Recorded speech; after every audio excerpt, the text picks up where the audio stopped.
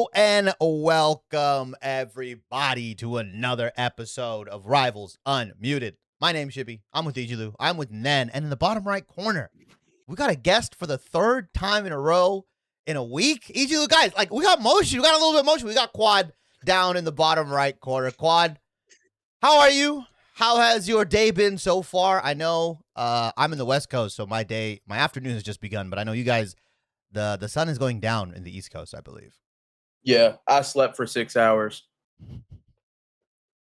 Perfect. That was it. Well, you're rested, you're re-energized. Egylou, you sound better. You don't sound sick. Yes, sir. Yes, sir. Finally. Only took about 2 weeks. Dude, you were out of commission for a bit. I was wondering. I guess my sickness just kind of cleared up last week. And Nenn, I know you're tired. We were talking a little bit offline. You're running on a little bit of gasoline. I'm running on sheer hope and will. Yeah, maybe that's what the MarvelRivals community might be running on for a bit. All right, Quad, I want you. I know you're big. I know you got a lot of followers and all this stuff, but I want you to introduce yourself. I always ask this question. I asked Uni last week. I kind of know where you came from, like in terms of before MarvelRivals. You were primarily a Destiny 2 content creator, both PvE and PvP. But were you anything before that in terms of content creation, or was it like you started on Destiny 2 and then you moved over to MarvelRivals? Did you play any other games like, I don't know, Overwatch or Apex or something like that before that? Funny enough, before that, I was a 2K creator, actually. No. A lot of people don't know that. I used to make 2K content. Were you like a builds nerd? That. Were you like a 2K builds nerd, or? I was a stage sweat and a rec sweat. That's all I ever did was stage and rec. So just a bunch of basketball stuff. And then I was like, wait, I actually play Destiny 2 and I like doing that more. So I just completely changed course. Like this was like pre 2,000 followers where I was like, I love 2K content. And I was like, I don't want to do this anymore. Peace. And then I'm glad you got out of that, man. That's a rough game, man. They're evil. They're evil people there. Mm-hmm.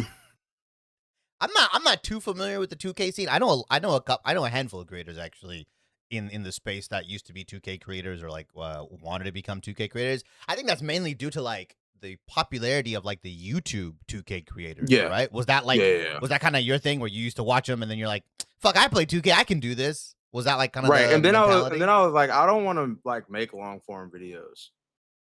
And I was like, well, that also I had a build that people didn't like and people were very mean to me because of it, and I don't like it when people are mean to me. So what was it? What was it? It may or may not have been a post score. I have a friend just like that. This is the most cheese thing. Like it's unguardable. You can't do anything about it. But that's the thing. I would play it in rec. Like it's 5 people that. That's valid. Yeah. Like. Yeah. All right. Okay. 2K and then Destiny. That's where I think you garnered what, like 150? Like you garnered a pretty big following, right? No. So I ended off Destiny 2 at 68,000 followers. 68. That's when I stopped like pushing Destiny content, and that was around when Rivals came out. Where I was like, I still have it, the playlist called MarvelRivals, because I thought, I'm gonna dabble in this but stay in Destiny 2.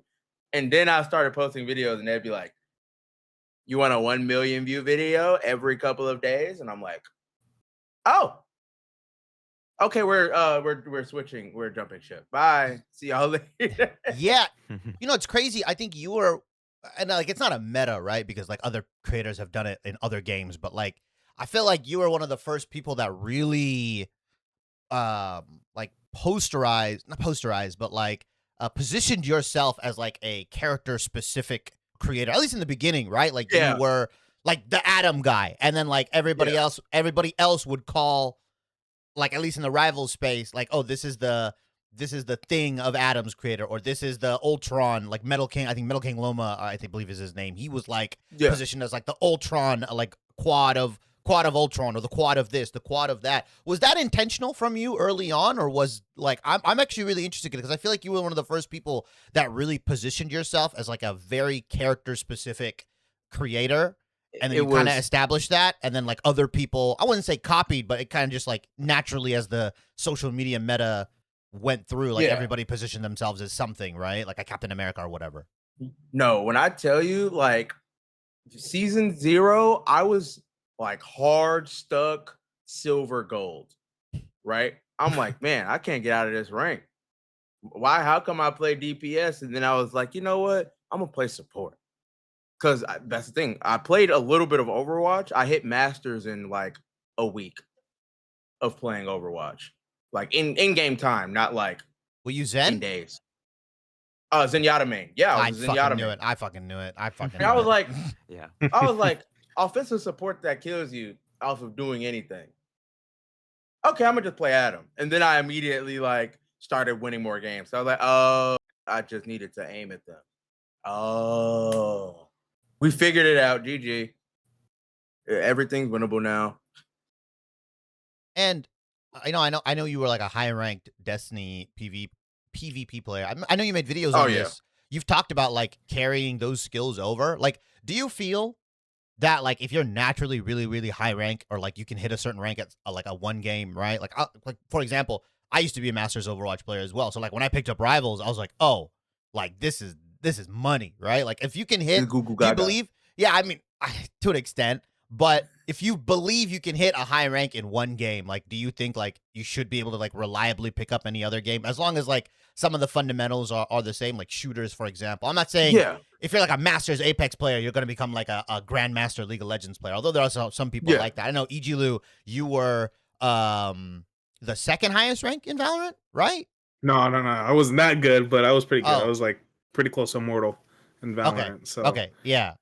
So but like, I wouldn't say any of the skills in Valorant besides like hard calming is applicable to Rivals. So I basically started at the bottom. Yeah. What was applicable from Destiny 2, if at all, for you, Quad? Was it a lot of it?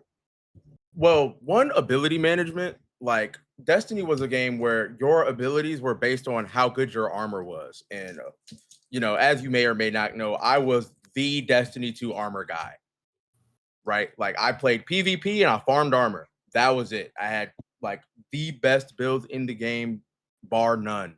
When they had introduced more stats to make like even better builds, I was the first ever in the world, like 5-100 guy. Like you can still search up first Penta 100 Destiny 2 and it'll be me, right? I had a problem. But things that translated very easily, like as long as you have, when you generalize a skill, it makes it much easier to apply everywhere else. Like going from cover to cover, you don't need to explain it in the game. You just need to tell them the topic itself, and then it's just a universal thing, right? Like, oh my God, Rivals players would hate Destiny 2.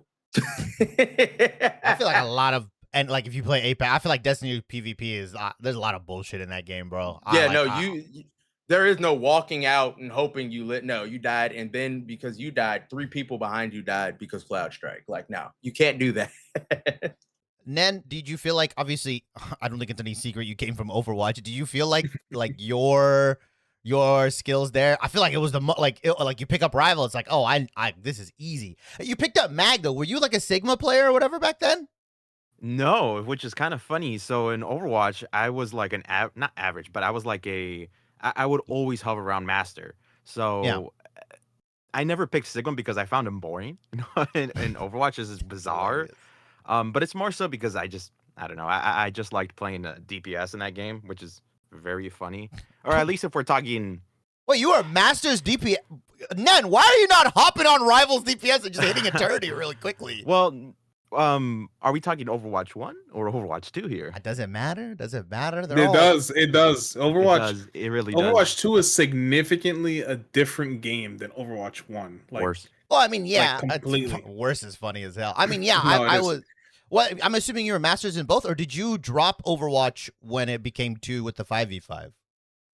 In 66, I was a GM, like usually hovered around GM tank. I played Winston a lot, and then Overwatch 2 came. And then I played tank at the beginning, And I don't remember what rank I got because I dropped tank very early on in Overwatch 2 because I did not like 5v5. Yeah, you So don't I like switched to being the DPS. yeah, you don't like being the center of attention the whole game. Fuck that shit. Yeah, dude, that was terrible. Zenyatta's, bro. Oh my god, they put Discord on you and everyone just looks at you and it's like, well, it's open season for tanks now. Yeah, you wanna. But it's pretty much played that. Overwatch and one like my main tank was Diva, so I was like I was always running it with my boy who was playing you know, the main tank, which was Reinhardt or something like that. So like I used to hide behind the fact that we had a main tank taking attention, so I used to go crazy. We climbed up, and dude, I got to 5v5 Overwatch 2. I hopped on Diva. It was like, I don't know if you know the meme with the "you light my fire." Yeah, like, I was washed, straight washed. Yeah. I was like, oh my goodness. I picked up Junker Queen, which is pretty good, but I still like I don't. That's the one thing when you go from Overwatch to Rivals. I was playing tank in Rivals. I was like, damn, I could just sit in the front line and just live forever. Shit, okay. Bro, you can do whatever you want in that game, like straight up. You can do whatever you want in Rivals. I feel like some fundamentals do transfer over, obviously, like cooldown management and stuff like that. But the way those two games are played, like Rivals and Overwatch, it is a completely different ecosystem of mentality of your teammates and yourself on how you approach fights and how you engage in them. I don't know. Quad, I have a question for you. Do you think Overwatch or Rivals is harder? Like either or of them? Oh, like, which one's harder? Damn, he already has.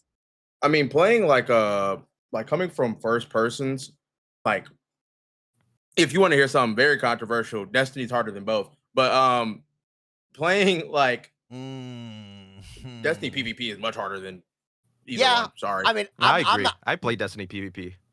I wasn't great. Why? Okay. Blank is why? Is it what is hard about it? Is it the fact that you need to grind gear? Because I feel like that kind of difficulty, like artificial difficulty, where you need to grind gear and stuff, I don't think that is like a viable.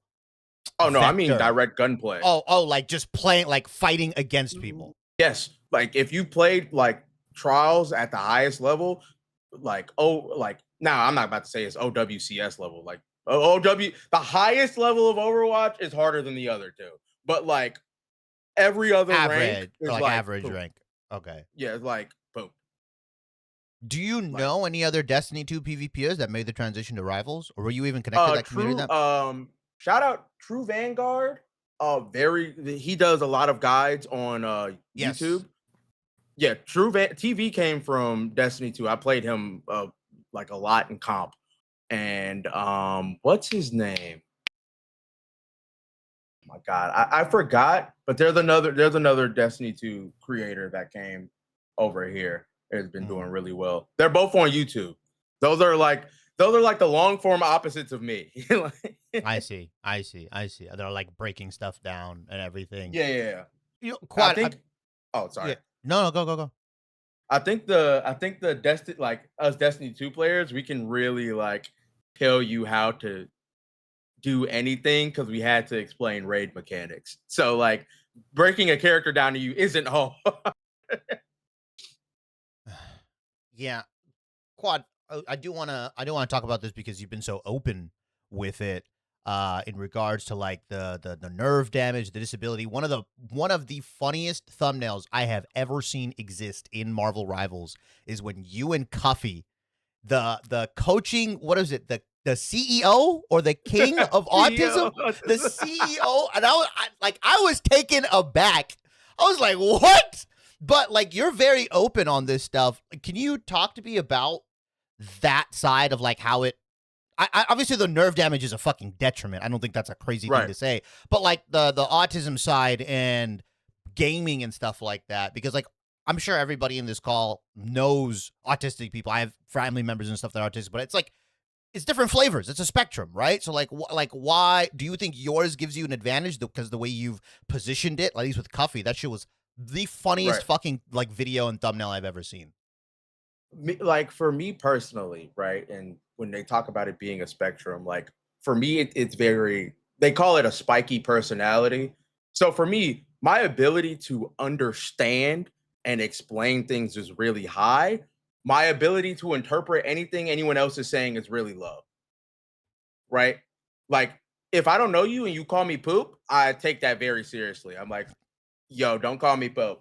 What's wrong with you? You're a terrible person. Meanwhile, you're like, oh, wait, I was like joking. I'm like, oh, sorry. I like immediately, I'm like, oh, my fault. And like, I think it's a combination of being where I'm from. Cause I'm from Chicago, right? Like inner city, like you buck up with me, I'm gonna buck up with you. There is no like, oh, I'm gonna let that slide. No, nothing can slide. No, we can't do this. Yeah, that's where I made the mistake. I was in the area. I was on vacation, and like where I'm from, like you yell like, "What's good?" Like what's like hey, how you? You say that over there. Exactly. It's a different thing. Like right. Hey, what's good? What? Like they're ready to fight you. I was like, whoa. I'm like, it's sweet as pie from where you come from. No, it's not that. I'm in California. Like it's different lingo. Okay, perfect example. The biggest advice I could give you, if you ever come to the Bay Area of California, never call somebody weird. They will shoot you. Wow. Okay. Duly noted. Do not, whatever you do, don't be like, you're mad weird or you're hella weird or whatever. Just don't say that. See, it's different. Cultures are different. I said what's good in fucking Chicago and I almost got beat up. And I was like, oh, okay, cool. Never mind. My bad. And I had to tell him I'm from California. That means like something else. Right. Same thing with New York, man. Listen, if you in New York, someone's talking to you, you don't hear them. You just... You look at them, that's it. That's an invitation to get harassed. Hey, check it out. No, I don't want to. No, you don't even say that. You just pretend you ain't hear him. Just go straight forward. Yeah, I've seen those videos where it's like how you can tell like a New Yorker or whatever, like someone dude screams and like 90% of people just keep walking. They just keep walking. You just gotta keep walking, man. Like you get hung up on that scream, all of a sudden now you're part of the problem, and now you got the like a microbiome of all the fucking bacteria that they've been dragging on you, bro, and you don't want none of that, man. I'm not gonna lie, dude. New York lingo, like I'm so confused with that shit. Like it's mad brick up in, like, what the fuck does that mean, bro? I mean, no, look, bro. I understand it though. Like I can get what when someone says mad brick, I'm like, bricks are like just like you don't want to touch one and you don't want to be near it, and like or like you got hit. Right, if you get hit with a brick, like how do you feel emotionally? You feel terrible. So like, yeah, it's mad brick out here. The cold, the only thing as someone, I'm not even from New York, I'm from Jersey, but you know, we have like a lot of like adjacent stuff. The only thing that I don't mess with is whenever they say, are you jacking this? I'm like, no, I am not jacking you, bro. I am not doing that. Like I refuse to put that in my vocabulary. Like, what do you mean? Are you like, oh, I'm jacking this, bro. I'm jacking it. I'm like, what are you talking about, man? Yeah, bro. like what kind of fucking lingo is this, man? Okay. We're back to Marvel Rivals podcast. You know. Anyways, okay, well, moving on. I'm mad brick. I'm tight, yo, whatever the fuck New Yorkers or New Jersey people say. I mean, no offense. Anyways, I want to talk about this. I've been hearing, and it's happening right now. It's literally happening right now. Nenn, I want you to talk about it. The great switch up on season 9 of Marvel Rivals. It was bound to happen. I think it happens every season regardless. Mm-hmm. Can you tell me or give me, do you feel like you're switching up on season 9 of Marvel Rivals? Do you hate it now? Now that we've been like a month and a half in, team up overhaul, all that stuff. Can you maybe talk about why people are switching up? Like, how do you feel about it? People are bored. I'm just kidding. No, it's just more so, I think it's a case of it is what it is with the game. Like, we can get an amazing season. Like, I still think season 9, like the duality of season 9, 9.5, they are amazing seasons, but like over time, bro, like it's Marvel Rivals, you know. And I don't mean like no disrespect to the game like that, but like eventually that joy is just gonna burn out and there's gonna be something else to complain about, which in some cases is justified. For me, I don't want to like get onto a long yap session, but it's definitely I definitely do feel the team up stuff. I like it. I like the new team up stuff, but I've realized that a lot of players, I don't know, man, they got dumber. That's all I'm gonna say about season 9 and 9.5 Rivals. People have gotten dumber in my games, and at this point, I just wanna get to season 10, man. I just need to get to season 10 to see what's next, and the cycle repeats after that. Okay. All right. Quad, talk to me about are you switching up on season 9 of Marvel Rivals? 9, 9.5. I like to lump them together. I feel like calling it a half season is whatever, but we've been in a month in. What are your thoughts? Do you feel like it's a natural cycle? Do you actually feel like Netty's fucked it up or what? For me, it was when they buffed support ults the weekend instead of letting the game actually progress. Yeah. So I played. That was one of the rare weekends where I got to play, and a couple people got to play like the first 2 days before they buffed it.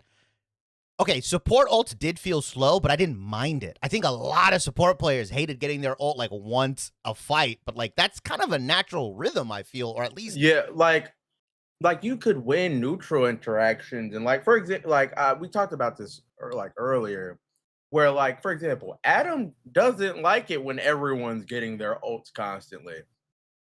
Because now I can't off angle and kill you. Because if I try to off angle and kill you, you're gonna ult and then run at me and kill me. I'm like, wait, no, this isn't fair. I have a res ult. Like you have immunity.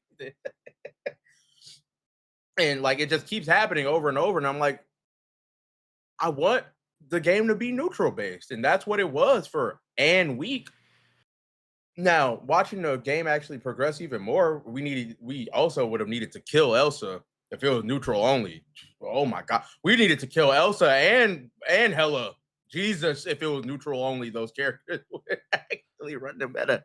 Yeah, I mean, we also get like bans, right? So like I'm like, oh, those like characters that kind of perform above and beyond. I'm kind of okay with having them because like the player base is gonna catch on. Like, and at some point, like if you don't ban Elsa, that's on you. You're a fucking dumbass. You know what I mean? Like, it doesn't suck, but like every game, any competitive shooter, any competitive game, right, is gonna have heroes that supersede the strength of others in the game. And if you have bans are a way. I've always said this. Bans are a way for the player base to balance the game for themselves. What I want to play against? I don't want to play against Elsa. I don't want to play against Black Cat.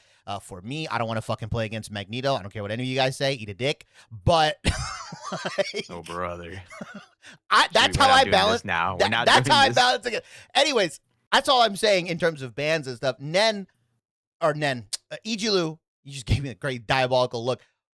I know you've been playing more in season 9. You've hit back to like Celestial 2. You've been playing like Thor and Hood and Mag. I mean, like I'm under the assumption that you like season 9, but is it because you took like a break-ish between the last couple seasons? Listen, the game has its core issues, right? From season to season that we always complain about. The ban system, Elsa Bloodstone being broken, the supports balancing, right?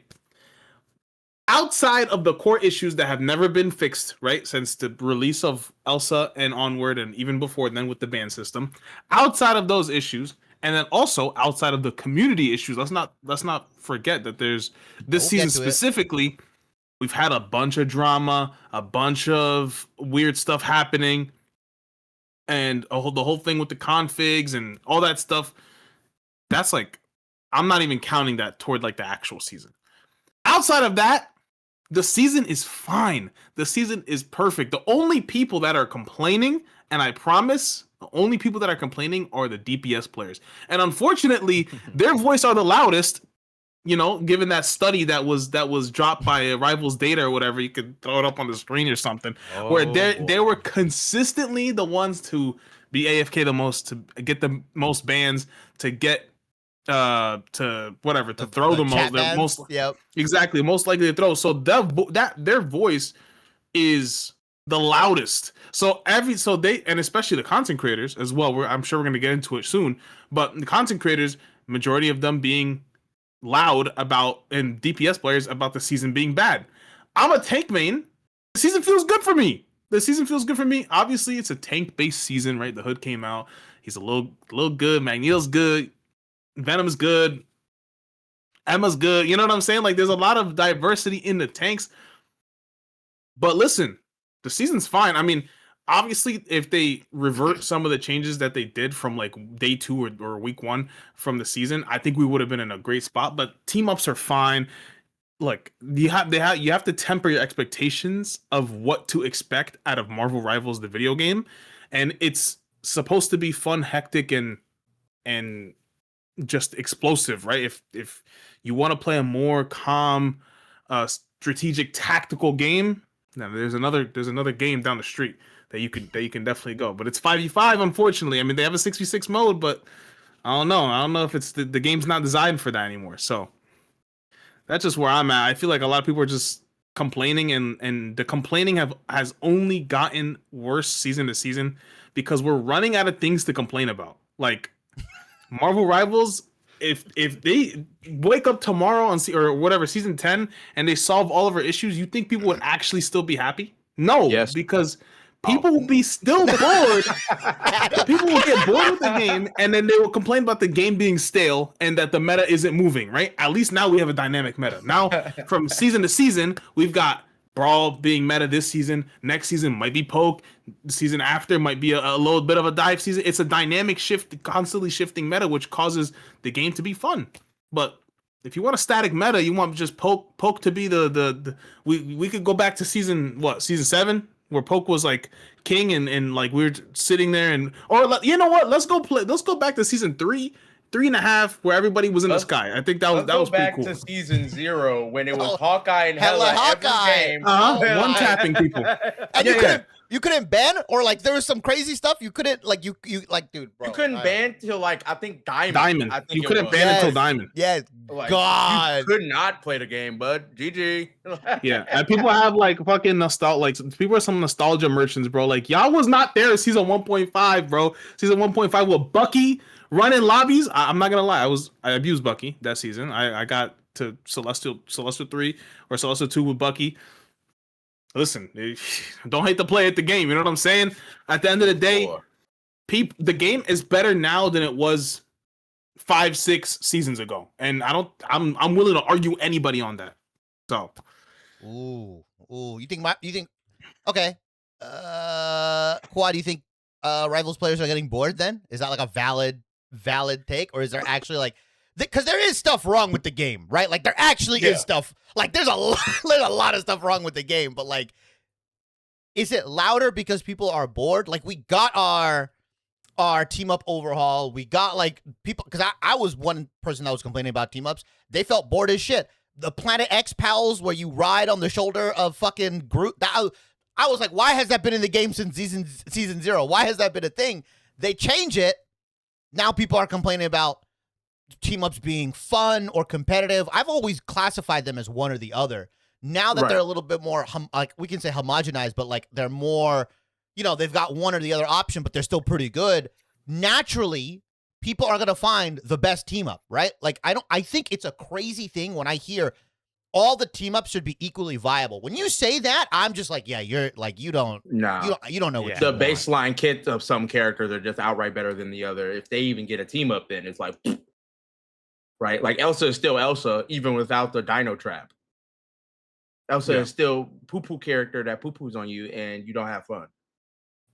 Like you have to nerf some characters to the ground for that to work. Yes, 100% agree. 100% agree. I mean, you know what? I never looked at the team ups as something to supplement a character's like weakness. I never saw team ups as the original vision for that.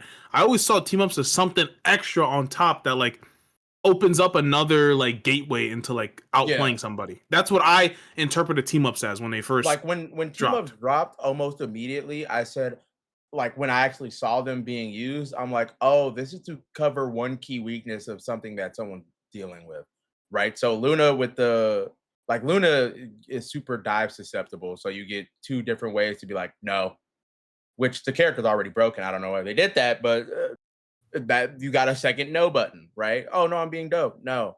Oh no, the Daredevil reflected my snowball back at me. I'm going to cleanse my own snowball and CC you at the same time. I'm like, oh, okay. Oh, that's fair. Sure. It's not. That's a joke, but like, oh, okay. Well, so would team ups have been better served I guess it's interesting because like the Iron Man team up with Thor increases his beam range. I think that's a cool way. It's like, okay, he used to have problems like, you know, beaming down people, but like that was also kind of his weakness. So you had to play in that effective range. Elsa getting traps, not being diveable. But it's like, and now how do you beat Elsa? Moon Knight, like if Moon Knight wasn't terrible, the Moon Knight Elsa Onk. The extra onk is disgusting. The extra onk is, yeah, exactly. It actually interrupts all interactions. Like BP dash, no. Like Spider-Man is about to try to combo you. No. Everything like that is one of the best coverages I've ever seen for a character. But Moon Knight sucks, so GG. Is the Moon Knight, is that team up the one that's like the mini ult where like you place it down? Oh, okay. It's like a secret, it's like a trap onk. It's a trap onk. Yeah, and it's invisible like Elsa trap, and it interrupts every single dash, making it anti-dive. So you just lose. It's like getting hit with an onk. It's like getting hit with like Moon Knight's regular E. You know how it like stops you and like messes you up, knocks you up. Yeah, it's literally the same thing, but just it's hidden. I've never seen it used, honestly. Like I've only seen if there's ever a Moon Knight, they always use like the flash tap or whatever it's called. Oh yeah, no, you can kill through a Invisible Woman ult with if you use both onks. Like if you Elsa trap, regular onk, Moonblade, and then let the other one go off, they die. They die to the burst. But Moon Knight sucks, GG. Moon Knight sucks. Nenn, what was your what should team ups represent in your mind? Like obviously we have kind of like a little bit of hindsight. Like I think the season 1 through 8 team ups were cool. But like obviously these are way more dynamic. You always have them available. Like, do you think team up should be used to cover heroes' weaknesses, or should it be used to enhance their strengths? Like, I'm never gonna be in a world where I think team ups are gonna open up a brand new playstyle. You just can't do that. Like that's like a whole different kind of thing, right? Like that's like character styles, and you can swap between what character. But like, what should the goal of team ups be in your mind? I feel like from a developer standpoint, the smartest thing to do is to have them be to cover up flaws, like design flaws. But at the same time, it's like brother flaws. You can fix them in other ways that aren't team ups, because there's some characters, if we're talking about design, they are flawless. Like perk or no, or not perk. I'm thinking Overwatch. Team up or no team up, they are just fine. Like Elsa, like she is just fine without it. Like if they suddenly remove team ups tomorrow, she's still gonna be Elsa. But one thing that I kind of wanted to bring up that I've seen people, because I made a video about it, and some people were like a bit upset at how they like the new team up stuff, but they're a bit upset of how, in their opinion, it encourages more selfish play, because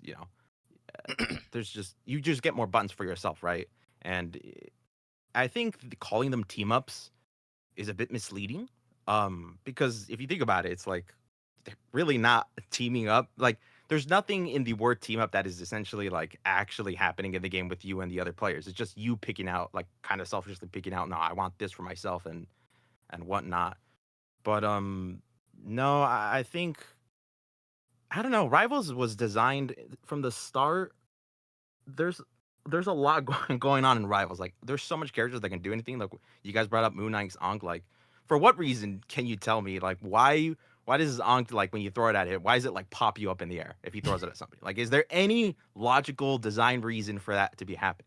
Not saying that I have a problem with it. It's so you can land your thing, right? Like the whole idea, the gameplay loop is Onk. Most like introductory Moon Knights Onk, and they shoot the Onk. They don't realize that it does less damage, but like it's like a setup tool, right? Because he doesn't really have any way to set up his autos. Like I don't know. I get it. I get what you're saying. Like there is like team ups don't actually put the people together, and I feel like there's not that many enhanced versions that you're really gunning for.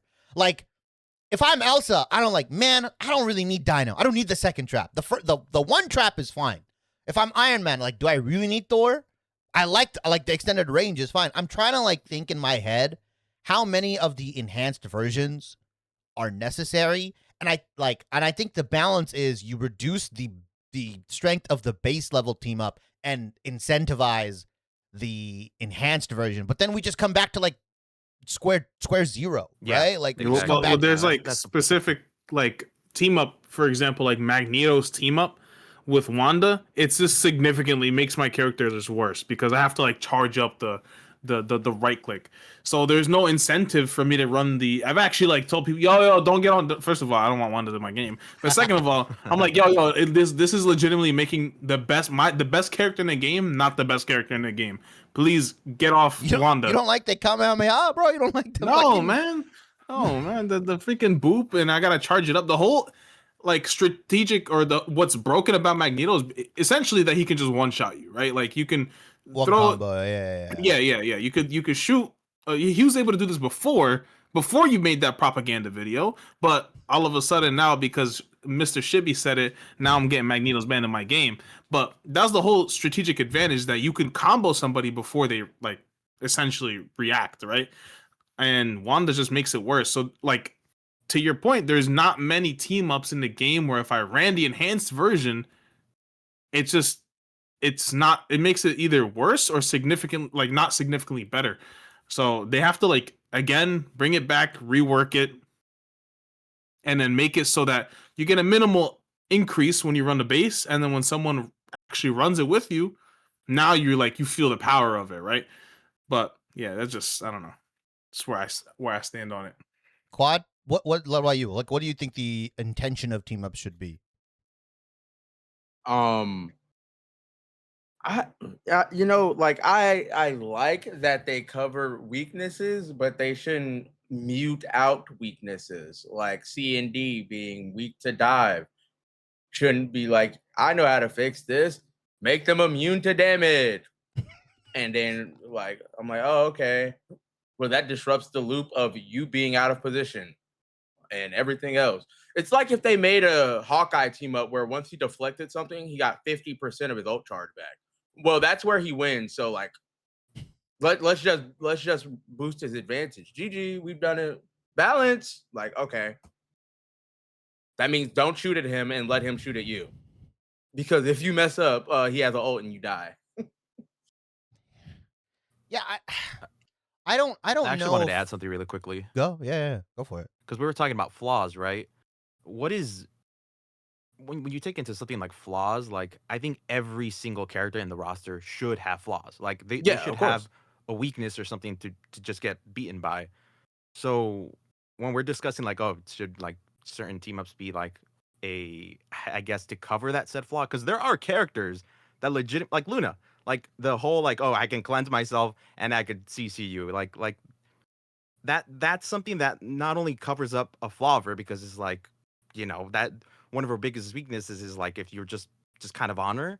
But something like again, not to bring up Cloak and Dagger, but like she has a note button again, as Bob put it, where she could just turn into that snow statue and just ice block. She can fuck up again and then have another escape pretty much.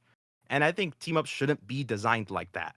Should they be in a way to like, okay, like Iron Man's beam, like a longer range? Yes, I think they should be under that scope where they enhance the character's base archetype. I don't think they should necessarily cover up flaws because when we start doing that, I don't want that in my game, bro.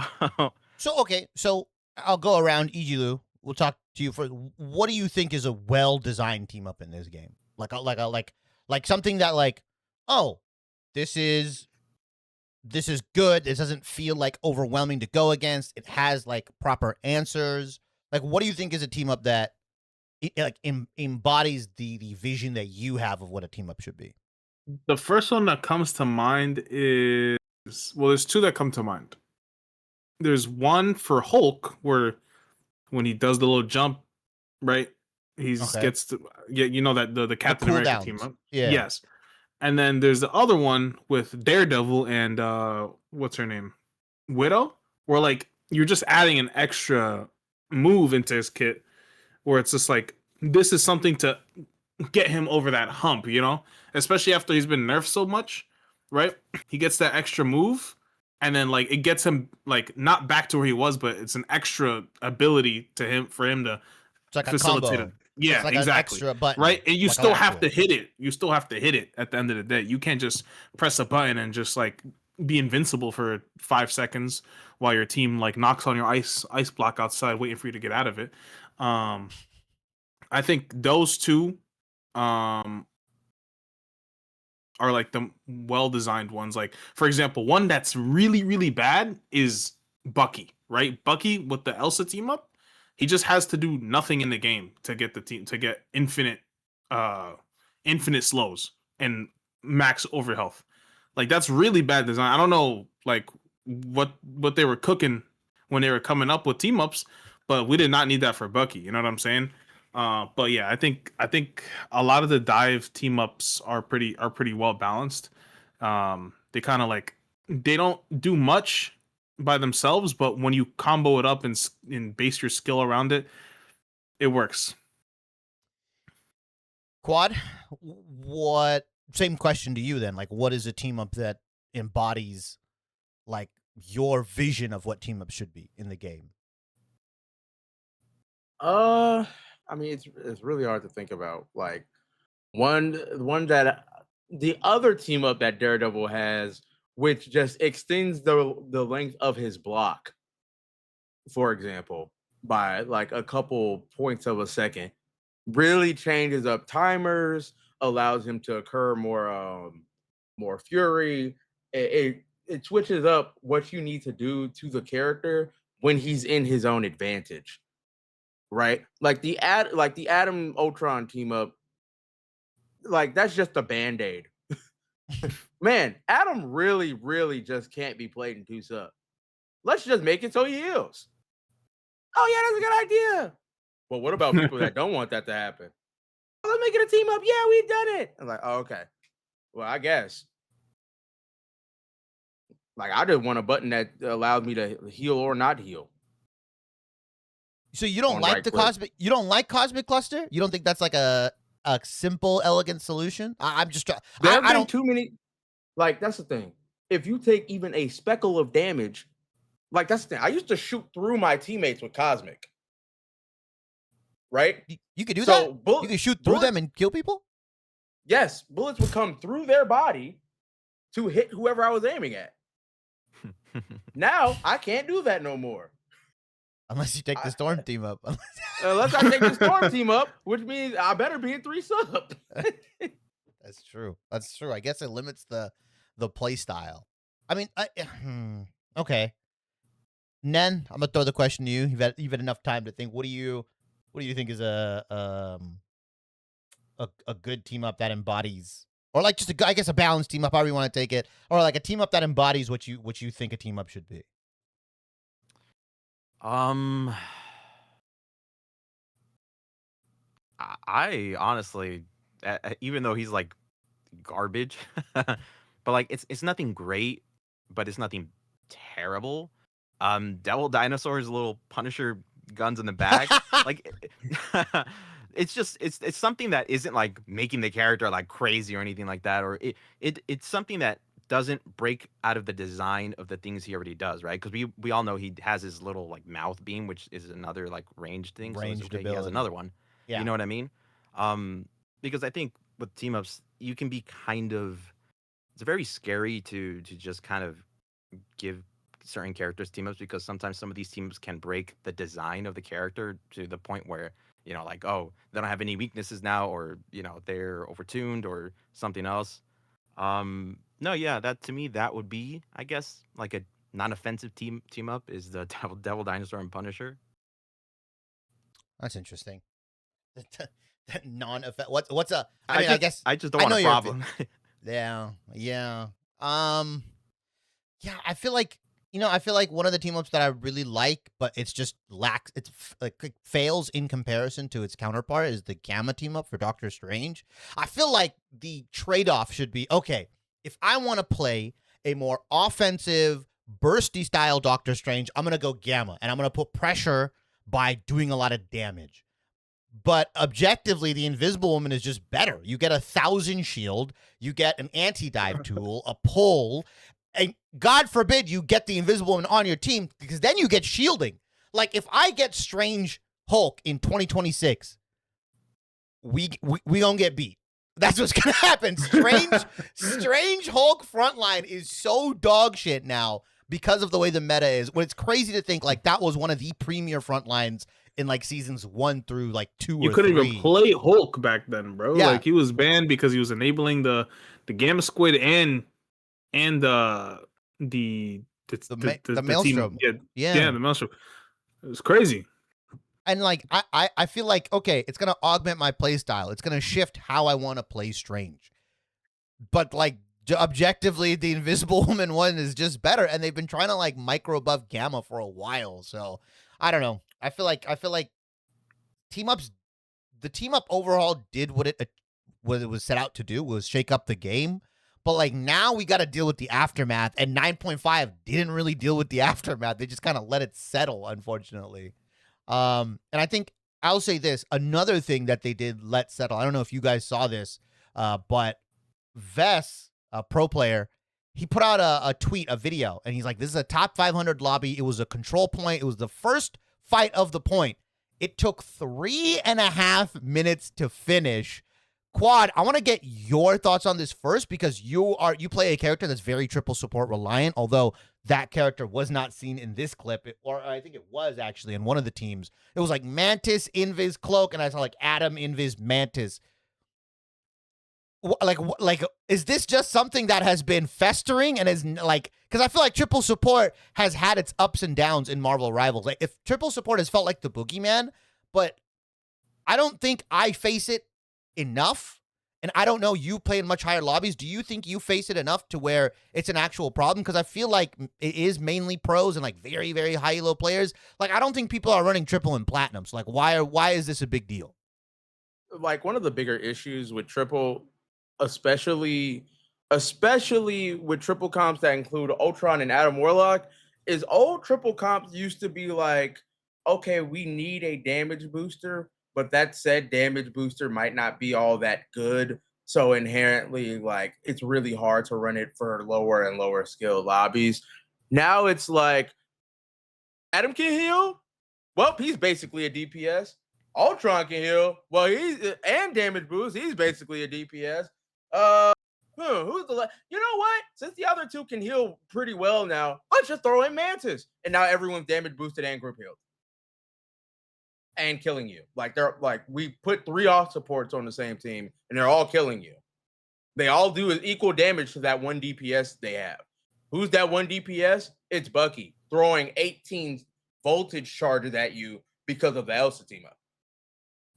And no, like, you get walled out, and then, oh my god, I'm gonna try to like gain advantage, and then you get grabbed and turned into Swiss cheese because we all do damage. Oh, also we're on Dino, so you get grabbed again. We don't like you. You die instantly. GG. That's like, it's super unfun to play triple now because there's enough sustain that is the support role in triple, but now there's enough damage to not get walled out by like triple tank comps. Do you think there was skill expression for triple support back then? Like maybe the old triple comps? Because like I felt like it was just, hey, stick the best damage boosting character in this team comp with 2 main supports and call it a day. Right? Like skill expression, Loki exists. Right? Like, if we're talking about the highest levels of triple, it's always going to be Ultron or Mantis or both. And then it gets really bad, right? Like the most correct ways to play triple will always include a damage booster. Those two are like the staples of it. I'm seeing people ban Mantis over Gambit. Like, yeah. Like, people will see Mantis and be like, no, I'd rather fight Rogue. I'd rather fight Rogue. I'd rather fight Gambit. Yep. Kaioken Rogue, bro. I mean, I think it's valid, though. I mean, Mantis kind of is a proponent of the team up overhaul. Like, now those flowers heal like a lot now. So it's like you build your ultimate super quickly. The amount of Mantises that like just get 50 ultimates a game is disgusting, especially if you, like you said, you're running that 2 tank, like the proper. Because I remember people used to run triple, but they would run 1 tank with triple, and they like try to figure out why they lose. I'm like, that's a horrible triple comp. But like the people got better. I don't know. Egylou, like, it's been a problem. It's not like it hasn't been there, but it kind of feels like like a mess you've kind of had to clean up. You've swept it under the bed. You've put it in the closet or whatever, right? Like, can you not ignore it anymore? Can like netties just not ignore this?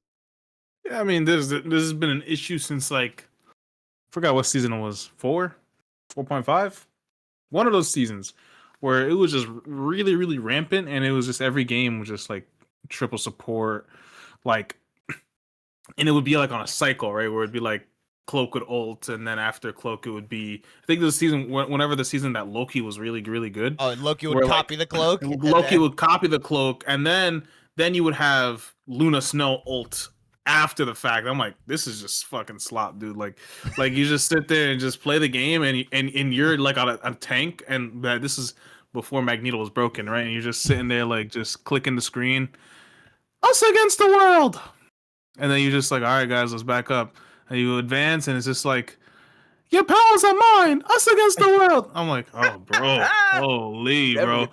And, yeah, you just don't get to play the game for like a minute straight, and it's just, but honestly, I would rather, like, not to like derail the conversation, I would rather take that over like the whole CC problem where like I just lose control of my character while I'm playing. I think I'd rather, if I had to choose one or two pills, I would take triple support slop over every character having a CC ability, because at least you can kind of counter it. But like, there's some shit in the game. There's just some shit in the game where like you just can't, like Wolverine comes up and grabs you after you burned your bubble on Magneto. That's it. You just die. And then takes the jump pack from Rocket 2 and like puts you 5 and then takes you across the map. Angela coming and spear you from behind. Dino coming to eat you and then take you to the jumping and take you to the back line with his big ass. There's just some shit that you just cannot counter, dude, and it's just like losing control. Thing when you slam in the ground and you're just sitting there for 5 seconds waiting until the CC chain, like what was it? The CC cooldown, chain protection or something. That shit was a fucking scam. That shit was a scam. I made a video about it, bro. It was a fucking scam, dude. Like, you still get juggled by Hulk, and like it'll proc, and then you'll continue getting juggled like that. That's a fucking scam. I mean, okay, I kind of deviated from the main. Yeah. But dude, we want to talk about shit that's wrong about the game. Every character coming out and having a CC or an iframe. Are you kidding me?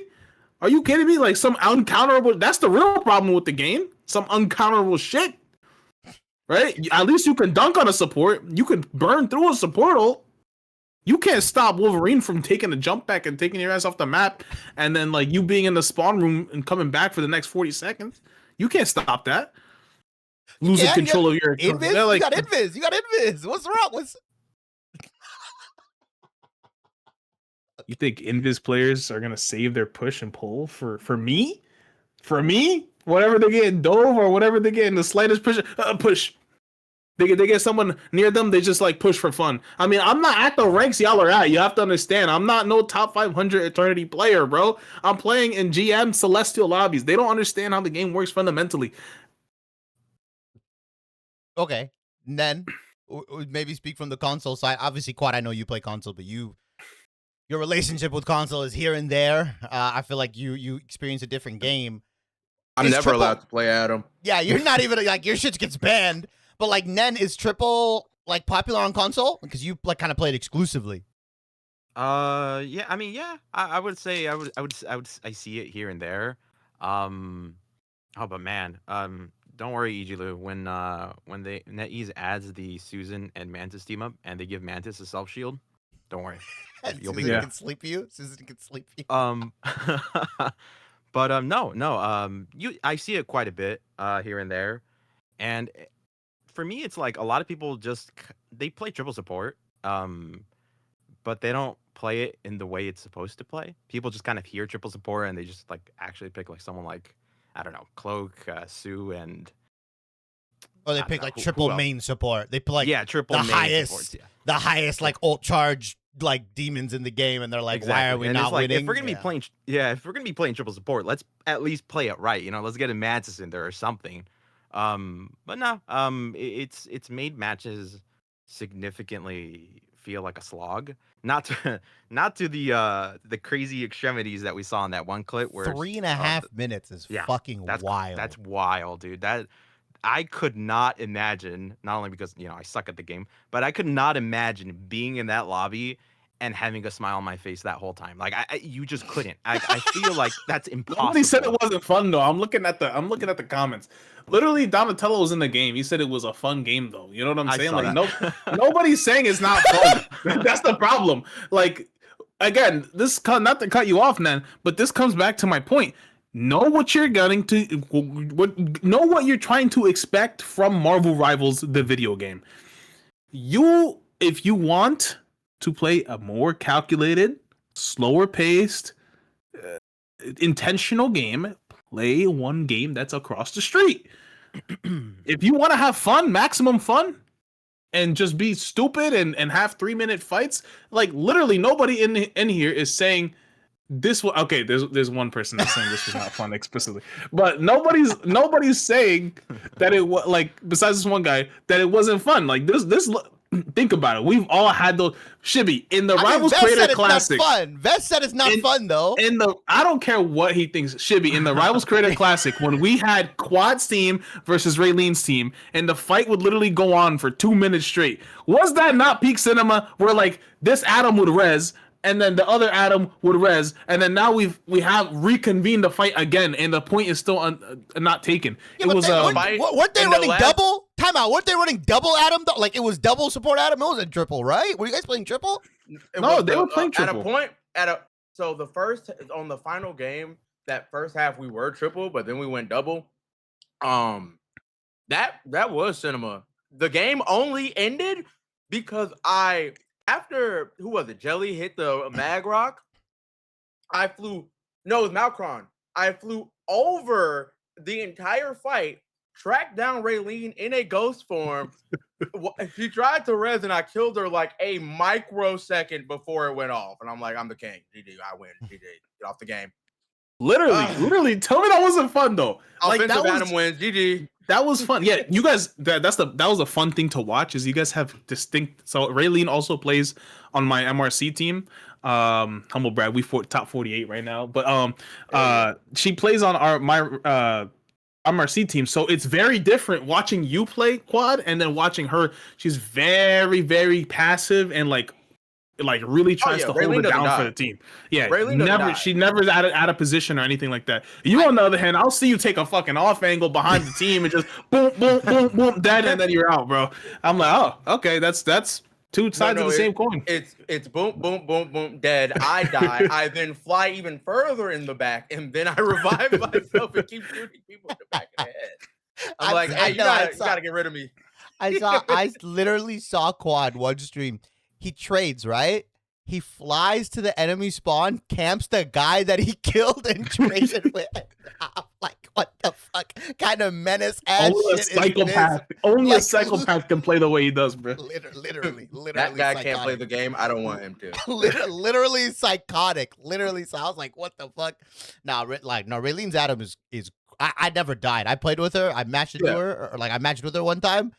I never died, bro. I was playing Hulk. I was playing like a fucking animal. And I was not like playing safe at all. Boom, soul bond. Boom, burst. I'm like, damn, I'm like not dying at all. Like, what the fuck? Oh, if I did die, here's a res. Yeah, no, what's so funny about how Raylene plays in contrast to me, we have the exact same win rate, but Raylene is so much better for a team that wants to look for organized play. I am rank Q Adam. That's organized pro play Adam. Like you don't put me in any pro play situation. I'm going for an off angle. I hope we ban DD so I don't die instantly. If I died, it's your fault. Bad ban phase. Get me out of here. Who left this open? Okay. So we talked about the triple support. Nenn, I'm gonna go to you because I'm gonna say you have the most experience with this topic. There's another tweet, a follow-up.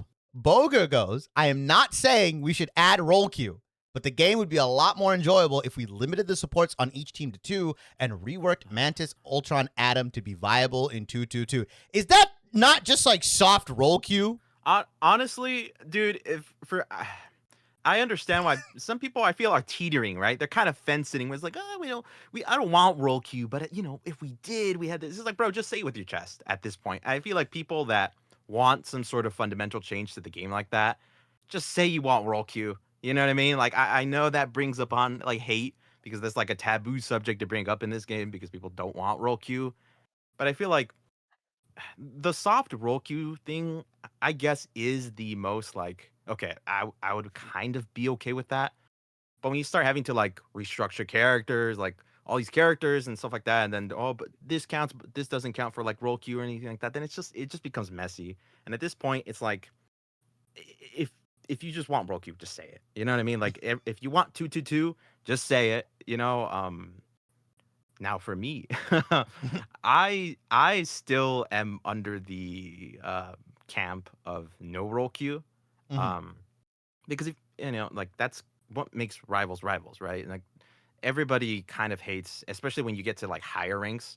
At least for Overwatch, the higher rank you got, right? The better you got at the game, you kind of get punished because then you're just sitting in queue for like 10-15 minutes or something like that before you find a match. And then the match just ends up being like a shitstorm anyways, and you lose, and then boom, you're back waiting like almost half an hour.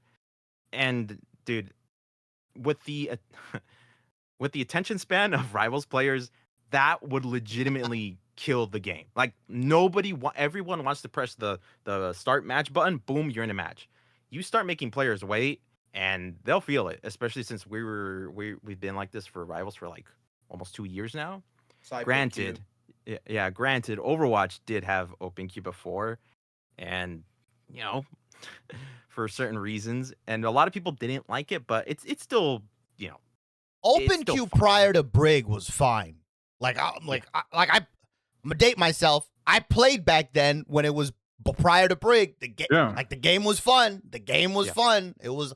Now there was a crazy moment where they didn't limit it to one hero. So you could have like 6 Winstons. That was stupid. That was funny. That was dumb, but it was funny. Do you remember that? Yeah, I was like very early on. But like there was a moment in period like where you could only have one of each hero.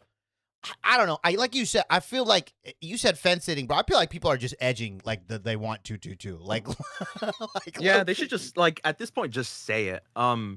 Because it's like you bring up roll queue in rivals, and it's like people obviously dread it. They're like, oh my god, no, I don't want roll queue in this game. And I understand, but there are some core issues, like some core because that's the reason why Overwatch switched, right? Like they switched to roll queue because Brig and like all the other like the fundamental design core issues that they just never figured out. So they were just like, let's just do this thing called roll queue. That was their solution. And that's kind of, a byproduct of sloppy design. Rivals, on the other hand, when it comes to sloppy design, I don't think they care. You know what I mean? They keep feeding us these sloppy joes and, whatever. So I don't think roll queue as a solution to like, a lot of the issues that we have now. Yes, it can fix a lot of things, but it's like, I don't think that's something, to be realistic, NetEase is looking at least not this early on. Cause yes, we're 2 years into this game. We're still kind of early on in the scope of a live service multiplayer game. I don't think that's something that NetEase is looking into right now, or even for the next maybe 2 more years, Quad, do you think it's as simple as just reducing the ult charge for supports? Like not supports, but like not support the class, but like supports, I guess, like the, reverting what they did way back where like they don't get as much. Is it that simple? Or like do you feel like some Hydra-like head of triple will always come out, and it's up to NetEase and Rivals to like give us the tools for the solutions, right? Is it because like the old solution to triple was Wombo? I remember like, oh, if I saw triple, I'm like, hey, let's get Groot, let's get Moon Knight, let's and toss you died. it. Yeah, like you're dead, or let's run. I made a video on it. Like one of my most popular TikToks was, this is how pro teams are countering triple, and it was Storm Moon Knight or it was Storm Punisher. Why is that not like you said? Is it just because the damage they can receive is equal because of the damage of Ultron, Mantis, and Adam? Like, is that the counter? Like, well, you can run these high damage compositions, but we're still going to be able to output a relatively, honest amount of damage that keeps you guys like in check. like the burst healing in the game is a lot stronger for one. Like since this last like not season 9 update came out, because like Mantis leaves doing percentage health, but also being AoE, right? That's good burst. Like that's a burst over. That's good healing over time and burst healing into whoever you're looking at, right? I funny enough, I still think Root Moon Knight. I still think a lot of yes. That's I agree. Like that 3-minute lack of fight exploration would not happen. If that 3-minute fight would not happen if there was a Moon Knight and a group. Because what are you gonna do? Lamp? No, you die. You just die. Especially if there's damage boosting, you die. But the only issue is Moon Knight floods so well with damage, especially when damage boosted. 3 supports are like, ooh, I'm gonna do equal healing to your 2 support comp. Like, oh, okay, fuck. Sorry, Moon Knight. Let's actually nerf you again. My bad. Like, why did they nerf Moon Knight? Like, Moon Knight did not need to get nerfed. So you're saying is give Moon Knight an anti-heal team up. Let Elsa Onk also anti-heal GG balanced character. No, but like a big thing, one of the bigger things that I've always thought about was not directly role queue saying, I want this role, I want this role, I want this role. To be honest, just have role queue for support. Like, I've seen too many games recently where we're playing 2-3-1 comps. People don't play support. They don't want to. They want to shoot gun. Can I have one other person that wants to shoot gun? And if somebody outside of that priority support queue joins those other 2 supports, ult charge plummets. It's a debuff scaler. So it's like So counterpoint then. Okay, you want to debuff supports. So what's the penalty for running 3 tanks? Less health? Less damage? Like what? Should there not be a penalty for running 3 of the other 2 roles? That's the thing though. Like 1-3-2 sucks. Yes. Oh, it's horrible. Like God forbid. 1-3-2 loses to 2-2-2. And then 3-1-2 loses to the ban phase if you ban correctly. Right? If you're leaving Mag and Thing and Hood and Groot and like, yo, all right. Something needs to go if you understand that this comp might run this. Right? Less healing received even. Or better yet, when you're running 3 tanks, your supports get less ult charge off of you. So supports are still getting hit because the support role is the strongest role in the game. Now, who does that hurt the most? Adam Warlock. But if you're running Adam in a 3-1-2 comp, you deserve to lose. It's fair. You should not be playing that character. That is true. What penalty would DPS get for running DPS? Should they have any? If we're if you run, they get banned. Right, exactly. If you run 1-3-2, you deserve to be banned. All right, fuck it. 100 year sentence. If you run 1-3-2, Invisible Woman is instantly banned from you, and Wolverine is CC immune, and he takes her tank instantly and kills him. Like that. He takes. If you are there's 2 DPS locked, and then you click the 3rd one, you just like cease to exist from reality. The game just restarts, and it like finds a new person. Finding a better person. Disappearing. Fucking Thanos snapped away, bro. Yeah. Fucking, I'm not Everybody's gonna just be in their own room, or actually, matter of fact, let's have them disappear from the queue, put into another queue with all the other DPS mains, and it's kind of like therapy where they all have to figure it out. Why is there 6 DPS players? You're a DPS? Okay, I'll fill tank. And then little by little, you start cleansing the community. And now it's like, okay, now we're forming these DPS players to where they see 2 DPS and they click the 3rd one. Now they're going to start filling. It's social engineering. Remind me to never give Egylou to be in charge of like a prison Egylou or for Alcatraz. Egylou for dev. You want to create the Alcatraz of DPS? Every single DPS that's locked in third. Iron sharpens iron. Iron sharpens iron, man. They stood, and you don't tell them that they're in this special queue. They're just gonna load up, and there's just gonna be 6 DPS, and they're just gonna have to exactly, and they're just gonna have to figure it out. And they all what's even worse, they all main like around the same characters. Like if it's all poke DPS, every poke DPS has to be. Yeah, you guys are like awful. Like I would, that's pretty good. I would love to see that. Just like make it, give a priority, make one role lock queue that is still within everything else, but for supports where these two cannot swap out of their role if they choose this option. Point blank. I'm fine with that. I think most support players would also be fine with that because then someone's really saying, "Oh, a competent other support." Well, they also don't have to support by themselves, right? Like, right. I don't like, or it's not even that. I feel like the single solo support, I hear it, but like we see the stats online, the percentage of people that are actually solo supporting is not super high. The bigger issue is one that we've talked about is that the other support is sometimes like a fucking Spider-Man player. And like, hey, shout out to you for trying to fill. I get it. But you can tell, and we've talked about this before, when two support players, like mains, go up against like a support main and like an off-road support. Like you're getting bodied. Like you're getting bodied. You can smell when somebody's not playing the role they play. Yeah, that's when two support Adam is really, really devastating for the other team because I am like off-angling, like I'm killing the guy that's not good at the game over and over, and I'm just staring at him like. You can always tell the biggest identifier is the ults. If the other team seems to always have an answer for your team, you know that they're playing two like people that are playing support on their main role. Like that is their main role, because a lot of what they'll do is like I'm victim to this as well because I'm not that good at the game and I'm also not a strategist. So like you'll ult too early, right?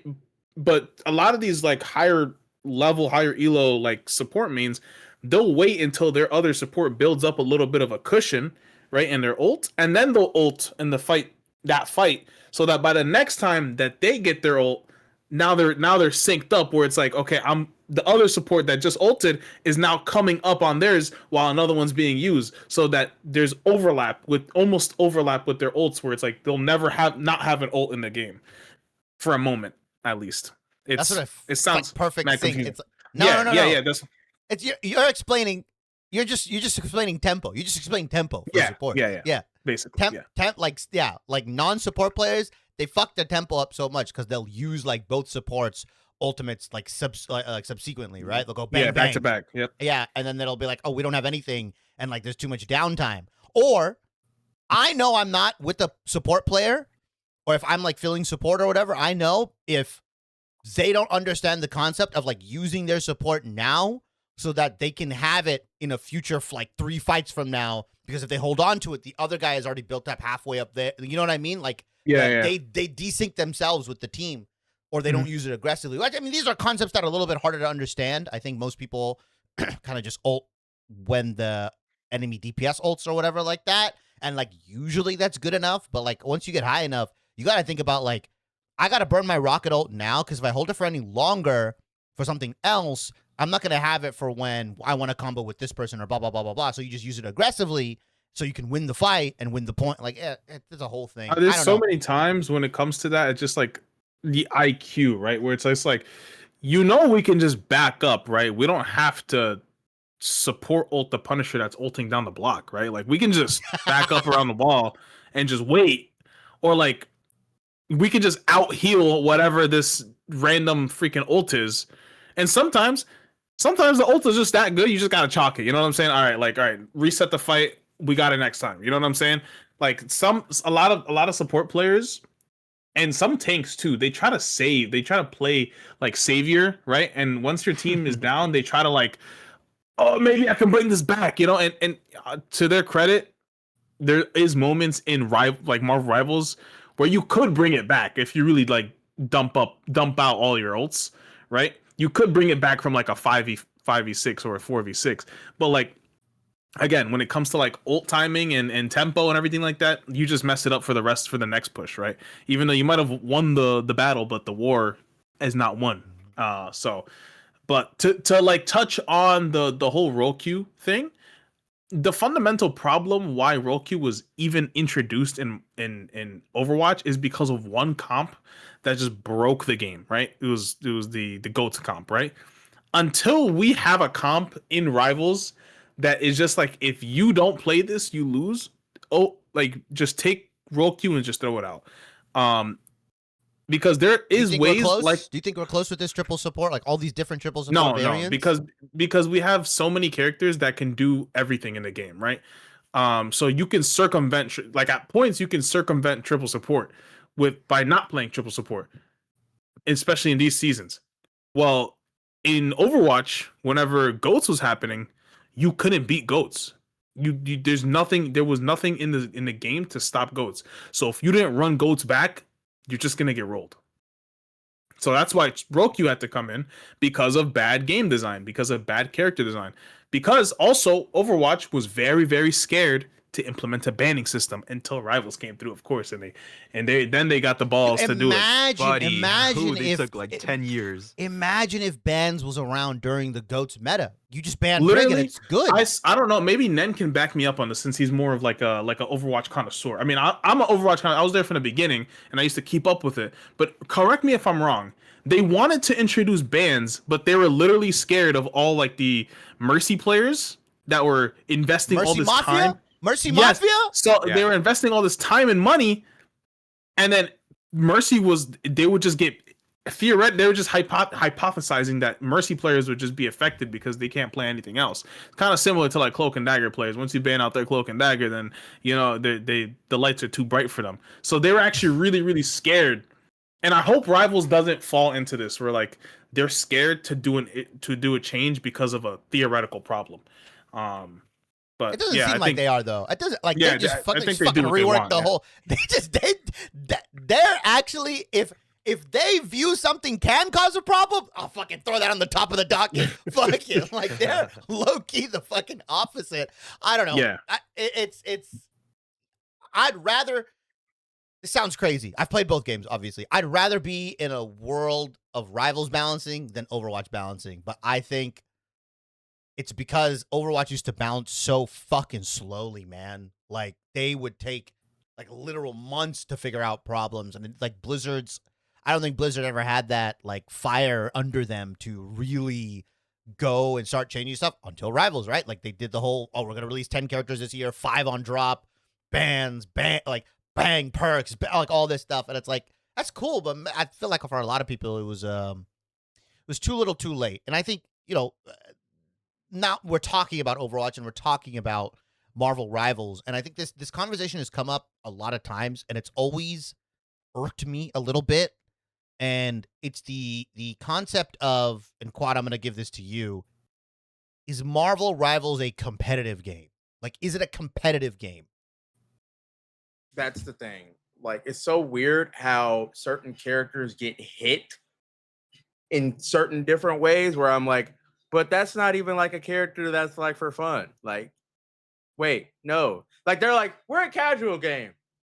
Adam's soul bond has been increased by 10 seconds. Nobody even played Adam. Except pro players. except like the 0.2% of people, right? You know what I mean? Like no, and this happened like what? Season 1?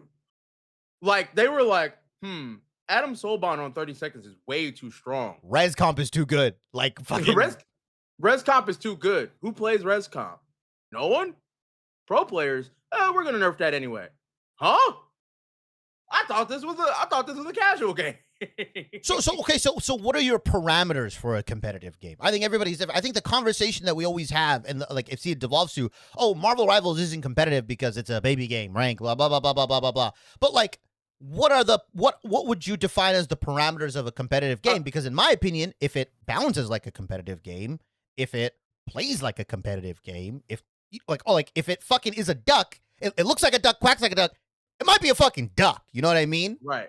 I think my definition of a competitive game also comes down to, like, do the casual modes help you prep for the competitive mode?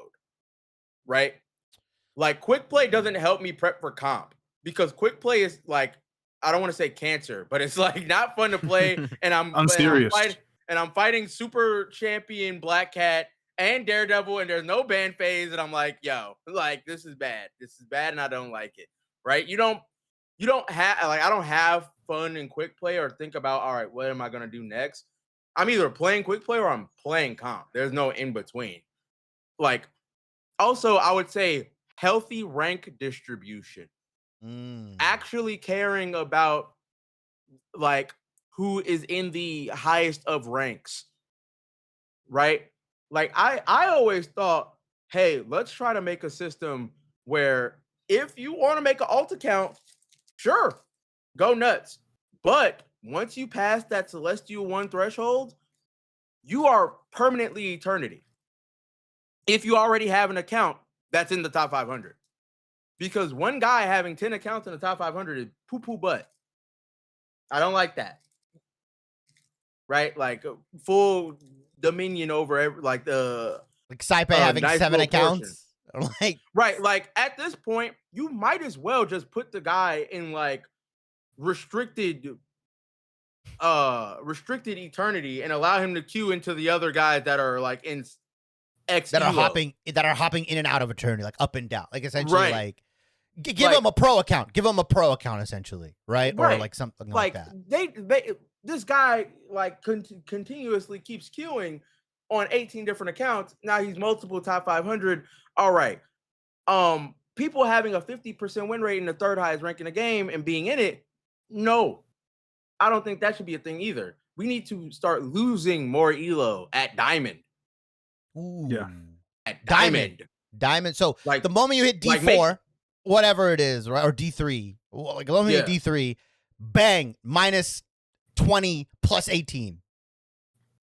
No, I mean like once you're out of Diamond, my bad. When you hit GM, no more 50% win rate. You need to be winning more than you are losing to get to sell. I actually talked to whenever season 9 came out, they were doing the whole rework and the whole announcement thing, and Shibby was streaming it. I was unfortunately at my job, and I was watching it. And I was like, listen, give me a ranked rework, and we're good too. And I don't know if you remember, you probably don't remember that, but I wanted them to announce a ranked rework. And here's my pitch for MarvelRivals.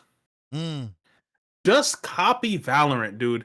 It's so hard to rank up in Valorant because you actually have to win more games than you lose. And when you lose, it matters more. So that's how you prevent. Just copy everything Valorant does and put it into Rivals, because Valorant. We already got the E couples, bro, in Rivals. Listen, that's it. And we got the wedding skins, everything like that. That's gonna get people into the game. But in terms of like competitiveness, copy everything that they do, because first of all, when it comes to smurfing, there's nobody that detects it better than Riot. Because what ends up happening? First of all, they came out and say, "Yo, listen, if we find out that you are logging on to another account and from vastly different IPs within a certain number of times, we're just gonna ban both IPs. You're gone. Yeah, you're done. You are not in a like boost somebody's account." So that's how they got boosting. Second thing they did was smurfing. Sure, you can buy an account. Sure, you can connect it to two-factor authentication, do it through a different phone, but play the game enough and you start like winning an exorbitant amount of games in a row, we're just gonna boost you. We're gonna just place you in a different rank. That's what they do. So if you play the game, let's say you got your thing in gold, right? You're just blazing through gold. When you get to gold 3, or I forget how it works, if it's the other way around, but you get to gold 3, they're just going to put you in plat 2. So they're going to skip plat 1. You're going to get put in plat 2. And if you do good in plat 2, then they're just going to skip you again to diamond 2. They're just going to they're trying to get you out the rank fast. Like they're trying to get you to your equilibrium. Yeah, exactly. Right. And they'll just give you like 30, 40, 50, like, you know what I'm saying? 45 in droves. They got to do that. Next thing they do the rank system. Maybe even implement the rank changes and put in another division. So make it Diamond 4, Diamond 3, Diamond 2, Diamond 1, next rank. Put in another cushion, right? So like that's how you get people kind of trapped in the elo. In the elo, right? And that's where you get to see that nice little bell curve that everybody loves putting on Twitter and everything like that, where it's like, oh, this is Overwatch's distribution, and this is Overwatch's distribution is like that because there's 6 ranks, like there's 6 divisions or 5 divisions in each rank, so they can even take Valorant, make it so that boom, that's the 2 best rank systems. You go through it. Bada bing, bada boom. You get that nice little bell curve. You get people that are actually in Celestial and Eternity and in the top 3 ranks actually make it worth something and something to achieve. Give us better ranked rewards. You know, that's something that Riot, slacks on. They give you like a little charm at the end of the season. If you hit Celestial, you might get a nice little skin for a character. If you, I don't know. I'm not fucking creative design. And if you throw Guang blows up your house. Yeah, that one too. I was gonna bring that up. We need harsher punishments on throwers. Oh, there is not a podcast that goes by of this episode where we don't fucking grill them for not like I think we've all released video. Like I just had someone throw my game yesterday, dog. Like, and they're back at it. They're back at it. I wish I could share my actually. Like I have a game. I just played in comp. Mind you, the person that I was playing with was rank 2 on PlayStation. They lost like 2 fights and then just ulted and spawned and then FF. You don't get to play on this account for a week. You know what's crazy? I suggested first time offense. I made a video. I said first offense, you should be gone for 2 weeks. Second offense, 1 month. Third offense, you're gone for the season. You're gone forever. People said I'm crazy.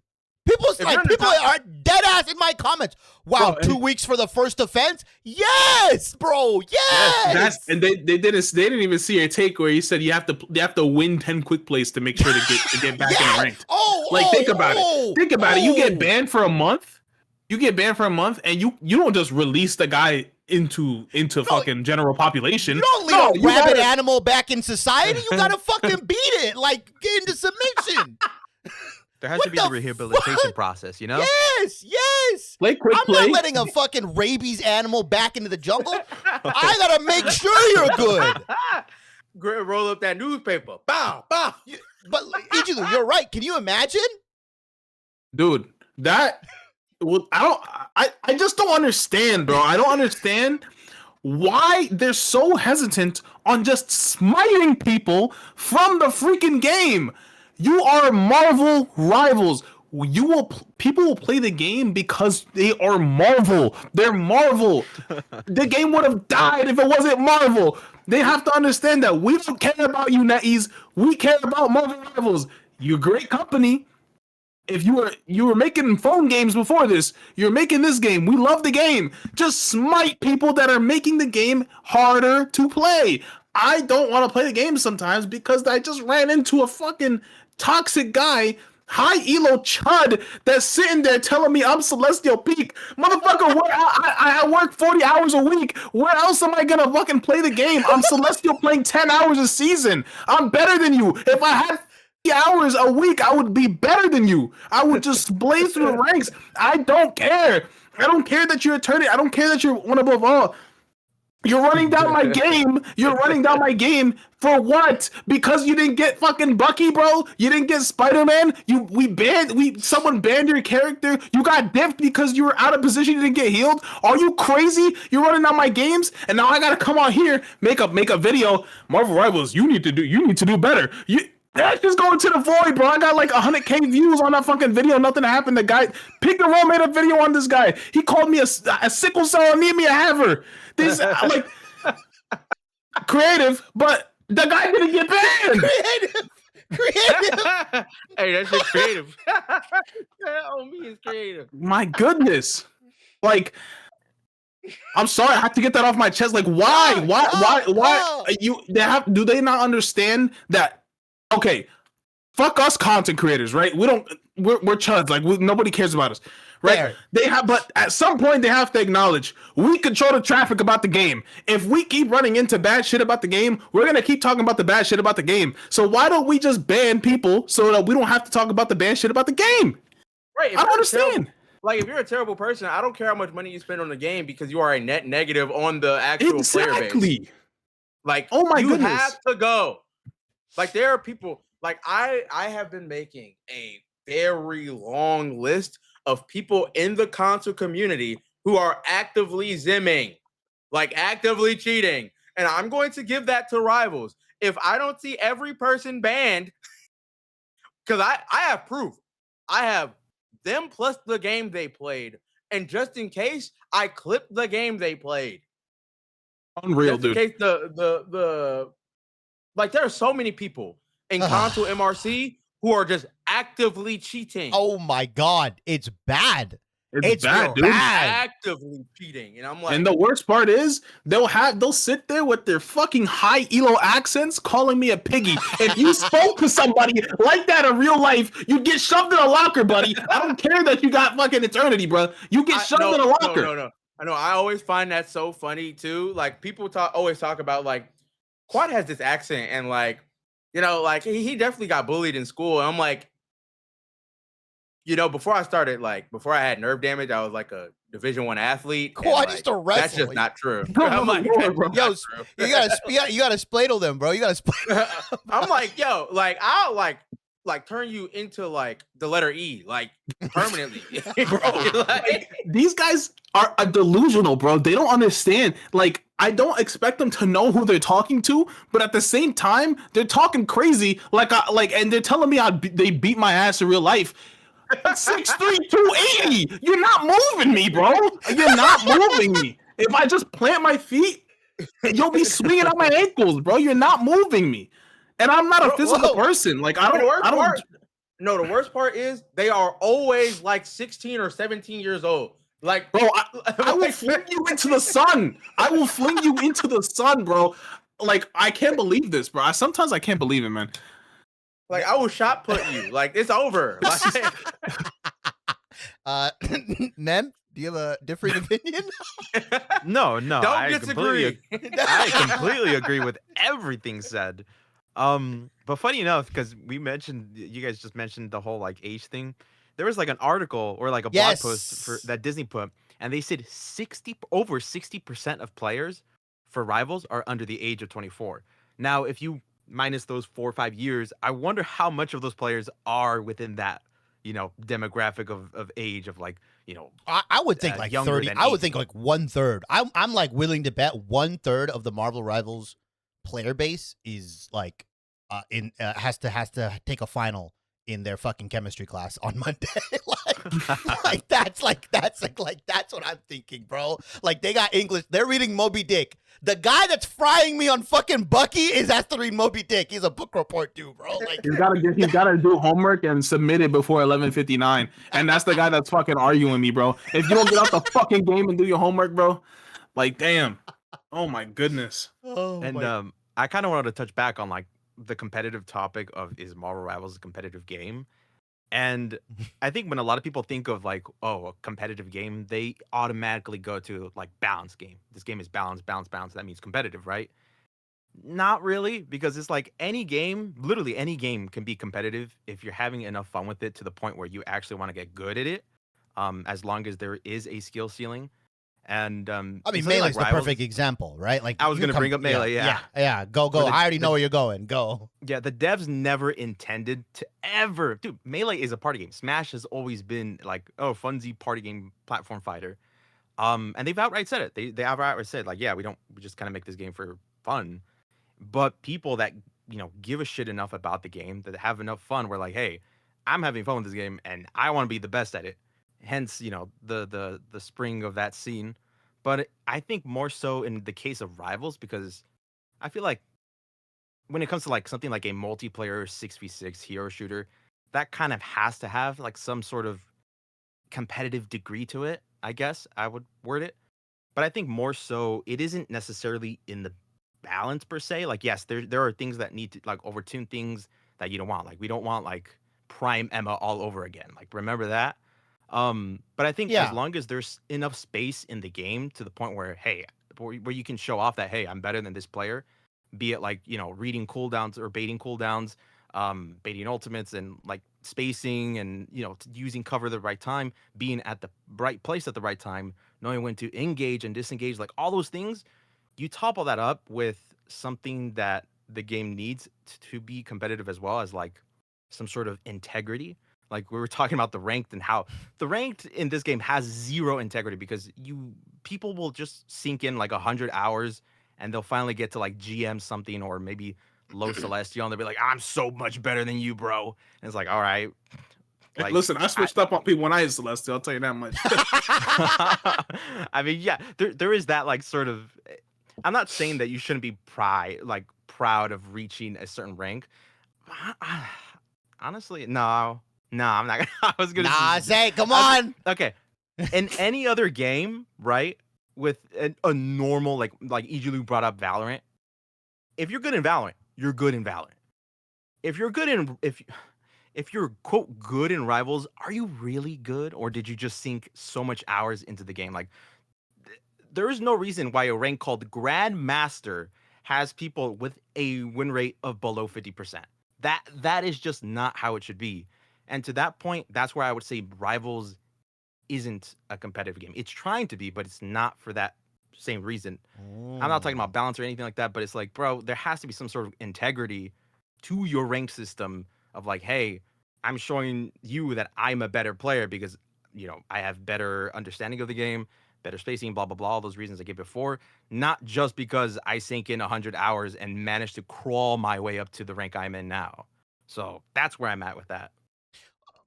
Okay, counterpoint.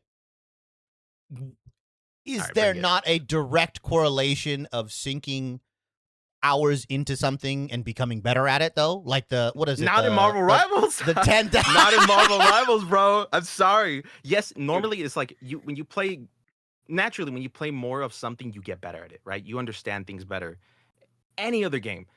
But when the system is like designed to make you feel warm and fuzzy of like, oh my God, I got to this rank. And it's like, you just put in so much more hours. You didn't necessarily get better at the game. You just happened to get lucky against other people who are also crawling like you are. You know what I mean? So it's like, there's no integrity to that in Rivals, or at least the way Rivals ranked system goes.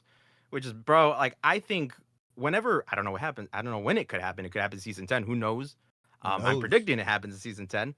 But when they do a ranked rework, I think a lot more people are going to be happy with this game. I think you're going to get finally people that are sort of flushed away from our games. And I think everybody's experience in general is going to get significantly better. But that's just kind of wishful thinking at this point, to be honest. That's literally the problem, Shibby, is the issue is, to your question, yeah, people can put in all these hours, and I could, hypothetically, if I play the game with my brain off, right?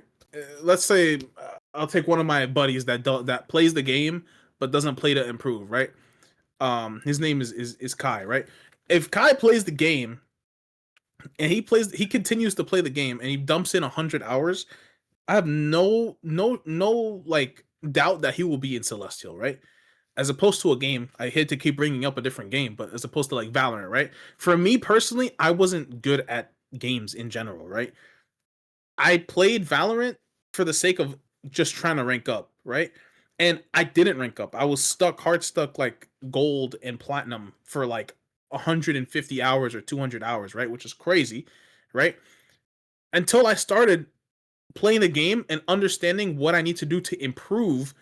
Hence why the hours into like the playing to getting better doesn't usually equate when it comes to when it comes to other games. In Marvel Rivals, you have the hours up and then you'll have the rank up by default, right? As opposed to Valorant, in my case, I had the hours up and then I was still just like stagnant until I was like, oh, I need to get better. I was like, oh, okay, boom. And then I started getting better. Like you had to like learnable skills is what you're like. You had to learn how to stutter strafe or learn how to like time ability or whatever. I'm not the best at Valorant. I think I hit like plat in that game. But like I get what you're saying though. There was a moment where it had to click for me. Quad, you were gonna say something. I had more progress in 40 hours of understanding that how I need to learn the game than the 200 hours I played before. Like it was just once things clicked. But go on, Quad. For me, like for example, season 0 and season 1 was me actually needing to find a character I liked playing first, to then go, oh, okay, now I'm going to actually learn the entire game. And that's why, like, for me, that's why it's so easy to be like, okay, this is what we're doing. This is how you do this. This is how you do that. Like, I not only use like my knowledge in Destiny and how shooters like that work, like ability shooters, but then I watched Overwatch and how it was played. I cross-referenced, and then I very quickly shot up into Eternity by like, what? The end or the beginning of season 1.5. I was like, oh, okay, I get it now. Right. And like now, even when I do coaching, they're like, how do you just like know what to do at these moments? And it's like, I think I have 700 hours in the game in total, but like VOD review, I have like 1,000 hours of just VOD review on this game. Like looking at something a bunch and being like, oh, I remember when this happened in this exact moment. What's the correct response here? Oh, it's this. And it's all like firing immediately. Yeah. But like, it's kind of like muscle memory in a sense. Exactly. Like once you look at it enough, right? Right. It's like, I call it like, it's like shadow boxing, right? Like, yeah. Like you practice the punch against an imaginary enemy. Oh my God, here's a real one. Okay, he's going to respond like this. And then you knock him out. And it's like, all right, GG, we win. Yep. But like you were saying how a character will be like, or you had to like learn, actually apply the skill before you ranked up, regardless of how much VOD review you did. These people don't need to do that because your win rate doesn't need to be above 50% to get to Celestial. I don't know. I don't know if you saw the video. He's an Asian content creator. I reposted that video. Oh, yes. He did the math. It's 46% is what you need. That's the bare minimum win rate you need to hit Grandmaster is 46%. That is the break-even point for elo and win rate. Right? Like where you start losing. You were reposted. I saw it and I was like, yo, 46% is crazy. No, it's so funny because my IT guy just just texted me, bring up chess. I had absolutely zero experience in chess when I joined the chess team in high school. I was our last board. I was not good at chess whatsoever. I spent 1 month, and Zerk can attest. I sat in my room like with a chess guidebook while watching Gotham Chess explain games between 2800s with a chessboard in front of me, duplicating the games to find responses. And I then proceeded within that 1 month, go from our worst player to I think I was our third board, which is our third best, like our third strongest player. I see. Versus guys that were playing for like years. Because if you want to actually learn the game, like learning things isn't hard. It's just that this game doesn't incentivize learning; it incentivizes playing. This is the best example right here. Look at the Discord. Maybe you can put this up. This is I forgot what season this was.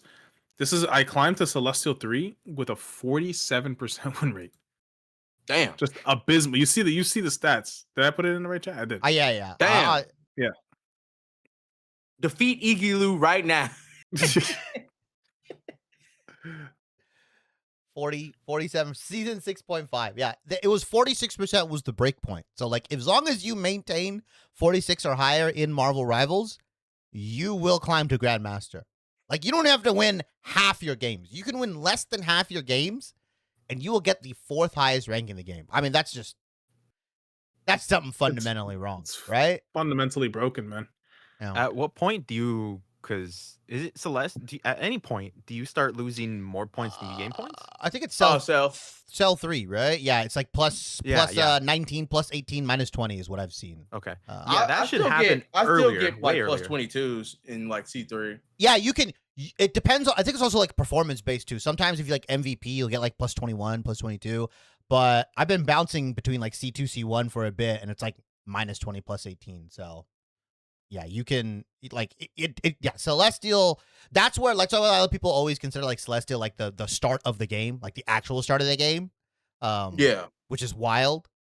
Because like that's where you see people getting like the negative. Like if you have a negative win rate, you will fall out of cell. Like you will just be a cell. The term they use is cell peaker. You'll be a cell peaker in GM. Like that's all you are. That's content elo, bro. Content low, bro. Dude, I love C3 to C1.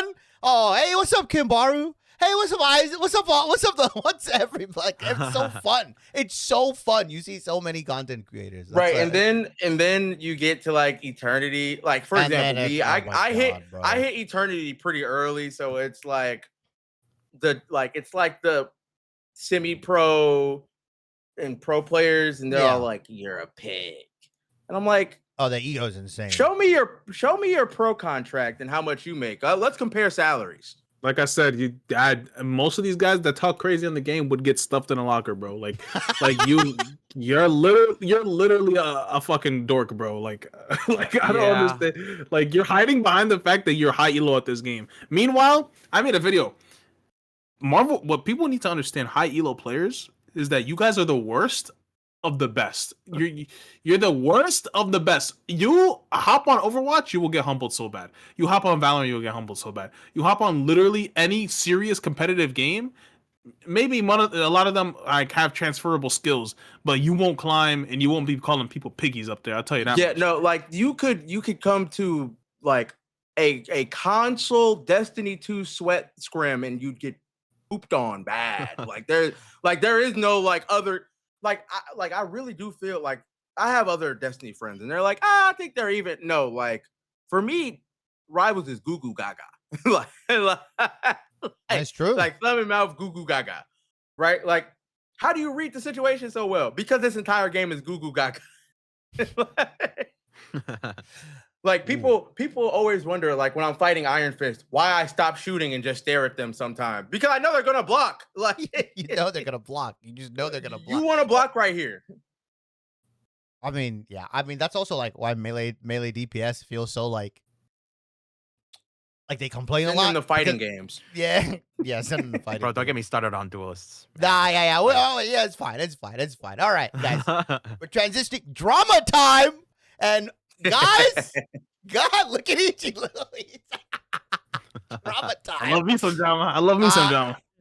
I love splitting up the episode like into like, hey, this is like legit topics. Now we got drama, and we weren't going to talk about this because I wanted there to be official news. If you have not been paying attention on Twitter, if you didn't see a blow up, or maybe you saw it unintentionally, MarvelRivals Ignite North American Pro Team, the #2 team in America, Swamp Gaming, officially releases their head coach, Fauwkz, due to some very questionable DMs. Egylou, I'm gonna let you take the floor with this one because there was a lot to unpack. Yeah, I don't know if we should really get into the details of what was said in those DMs, but just know they were pretty fucking weird. I'm pretty sure this guy came out and started streaming like nothing's happening, blood trying to ignore it. He got dropped and streamed the next day, by the way. Yeah, and was like addressing the allegations. I mean, okay, there was like there's like some element of like him getting age baited. Which is like, okay, that shit happens on the internet. Okay, fair, right? If that happened, that happened. I mean, but like, the stuff some of the stuff. Okay, I'll give a glimpse of something really, really weird that stuck with me. I won't say it explicitly, but he said that he would go to his parents' room and do the nasty on himself for this other girl that was allegedly underage, which was just fucking weird. Because can you imagine? The thing I want to talk about. Can you imagine? Because they Swamp Gaming. I have I have a connect that knows people on Swamp Gaming. They all live in a house. Literally, all of them are in the same house. Can you imagine this coming out and that being your roommate, dude? Or like the guy that's I'm like, what? Bro. You know what? Yo, I'm changing my sheets. No, EG. Imagine somebody just DMs you after that happens. Hey, this your man's? We're not gonna. You know the clip I'm talking about. They caught you, man. Got your man. The charges. They caught you, man. Oh my goodness! No, that would be bad. That would be bad. I don't even know how to feel about that, man. It was when Day heard the news and Day was like, "Whoa, this is crazy," and somebody immediately under that tweet said, "That's your man." That's your man. Wow. Hey, no, Day responded like 3 seconds later with, "That's not my man's." Like Swamp Gaming. Hey, Swamp Gaming Day. Whoa. I'm like, hey, what's going on with you? No, yeah, the stuff being said, like, okay, even if you're being age baited, there's a conversation to be had, like how to conduct yourself as a professional in the scene. Yeah, that is like a prime example of like, what the fuck are we doing, man? Bro, there's some shit that I just would not DM. That I would not DM. Yeah. Even to you, like Shibby, our relationship is great, right? But even with you, I know you pretty well. I trust you. I wouldn't like some things that I joke about. Nothing like that's gonna get me canceled, but like certain like edgier jokes, I wouldn't put in writing just in case. You know what I'm saying? I do make them. I made one during the Rivals Creator Classic when it was Zeno and Greg. I said yin and yang for different reasons, right? So like I do make the jokes. I'm not being myself, but like there's some shit that you just have to conduct whenever you're a public figure, right? I'm a fucking cheddar. I have like 6,000 followers on all platforms, but like there's a certain way where you're the face of something that you have to conduct yourself. And I guess I learned that playing sports throughout my life when the coach was like, you are an extension of me. So you go to class and you do this, you do that. And if I hear something from your teacher, then like you're not playing, you're not doing this. So like that stuff was instilled in me from when I was a kid, where it's like, if I'm representing something as a whole, I'm not going to be fucking weird, bro. I'm not going to be messaging suspicious people. Even in like, and like getting like that freaky in the like, bro, like I don't care if you know, like what are you doing? Like what are you doing? I'll be the one to shame it. I don't care if they were actually 18 or whatever they were. Why are you into that? The other things mentioned. What's wrong with you? Is there like these are like, keep that to yourself, or like just. Yeah, I don't care if it's anime. I don't care if it's drawn. This is weird. This is weird. Nenn is like, I don't care if it's drawn. You're weird. This is weird. Like I don't like this. I always felt like that was like a red flag. No, like no, it's like, 100%, like 100%. Like I'm like it for me. It's like, of course, that situation is bad, but like, even if all was solved and they were actually, you know, an adult, what am I seeing? Why are you saying this? What am I seeing? Stop speaking. I don't know, man. This all these things get solved if we ever. I'm gonna be in. I don't want to be an outward advocate of it, but we need to bring back public shaming. We need to start like softcore bullying people, because like along the lines of tomatoes. Yeah. So along the lines of like when I was in middle school, which was like 2010s to 2015, and now right until when I graduated middle college, school in 2015. I was in high school. I started my first year of high school in 2015. Fucking I'm 24, so I was 14. I was 14. I was in college, man. I was in college. Jesus yeah, Christ. so Damn. somewhere along that timeline. What the fuck? Somewhere what happened in 1942. All right, fuck you.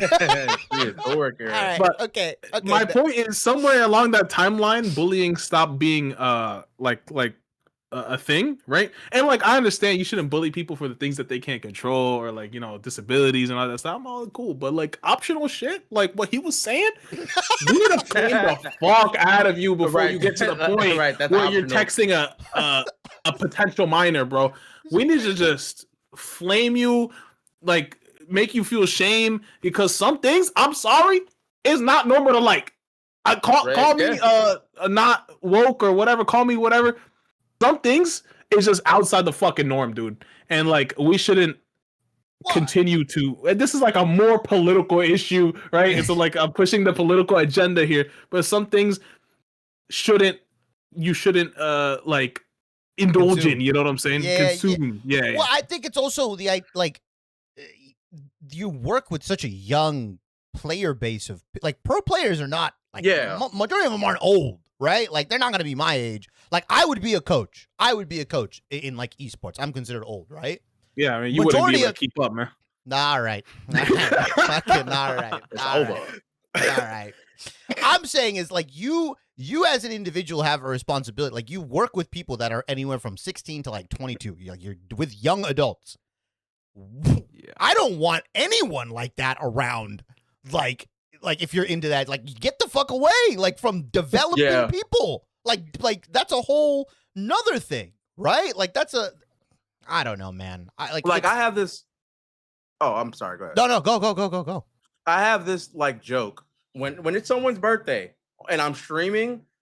I'll be like, you know that the birthday sex song, right? I'll be like, how old are you? They'll be like, I'm 18. I'm like, well, we're playing like regular happy birthday. Oh, how old are you? Oh, I'm 21. Okay, we're playing it because I'm 23, so it's like, it's not weird. Yeah, it's a joke, right? It can be more haha, but like, you're 18, you're getting like the Miss Rachel Mickey Mouse like Clubhouse. happy birthday. Like you're like I'm like, oh, this is weird. Like, now I'm good. I just want to ask a question. Yeah, go. Not to get too deep into the details, right? How old was Fauwkz when those messages were, you know? Because I want to lead this into something else. I'm 36. No, he's not. Whoa, he's not that old. I don't think he's. No, well, I don't. That shit happened last week, man. What you mean? How old he was? I think he was in his like mid-20s, like early mid-20s. I think he was early. Okay. It wasn't that. Yeah, it wasn't like. I think so. He's not that old. Yeah, this could just be me, but I feel like I don't know. I feel like, especially. Not even just from somebody that's in a professional sort of standpoint, but I feel like, to me, the age of 18, regardless, is like, oh, she's 18, bro. 18 is barely legal. Like that's what I classify the age of 8. To me, I classify the age of 18 to like maybe 21 of like, well, 18 specifically, like you're 18, 19, barely legal. Age 20, 21, you know, bah, you know what I mean? But I feel like I can't imagine as somebody, and not to, you know, sort of get too in the details, but somebody of his age, right?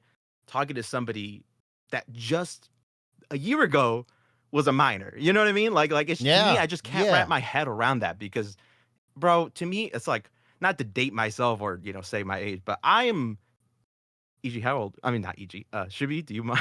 How old are you? I'm 30. I am 30. Okay. I'm 28, right? To me, anybody that's like under the age of like 21, you are still... Dude, 24. Like, I view like people that are 23, 24, I'm like, oh, yo, like, you're young. Like, you're younger. It's cool for friends. The thing is like, when it comes to like the age of 18, 19, 20 even... I put myself, I was like, what was I doing? Who was I in 18, 19, 20? I was literally like coming home from college, like booting up Fortnite, playing Fortnite all night long, gooning, going to bed, waking up, playing. He snuck that in there. Listen, I was literally just like, I wasn't worried about my future. Like, what? I don't even think for a long time I even wanted to have a relationship with like anything, you know what I'm saying? Like I just was like, yo, I just want to play video games. I go to school, come back, I want to play video games. You know, I was attracted to women, of course, but like, you know, I was like that relationship stuff, man. I'll leave that for later. And I was just playing. I wasn't even in the right mind to even consider like a sexual or like a romantic relationship or like talk crazy to nobody. Did I have a crush in high school? Yeah, of course, everybody does.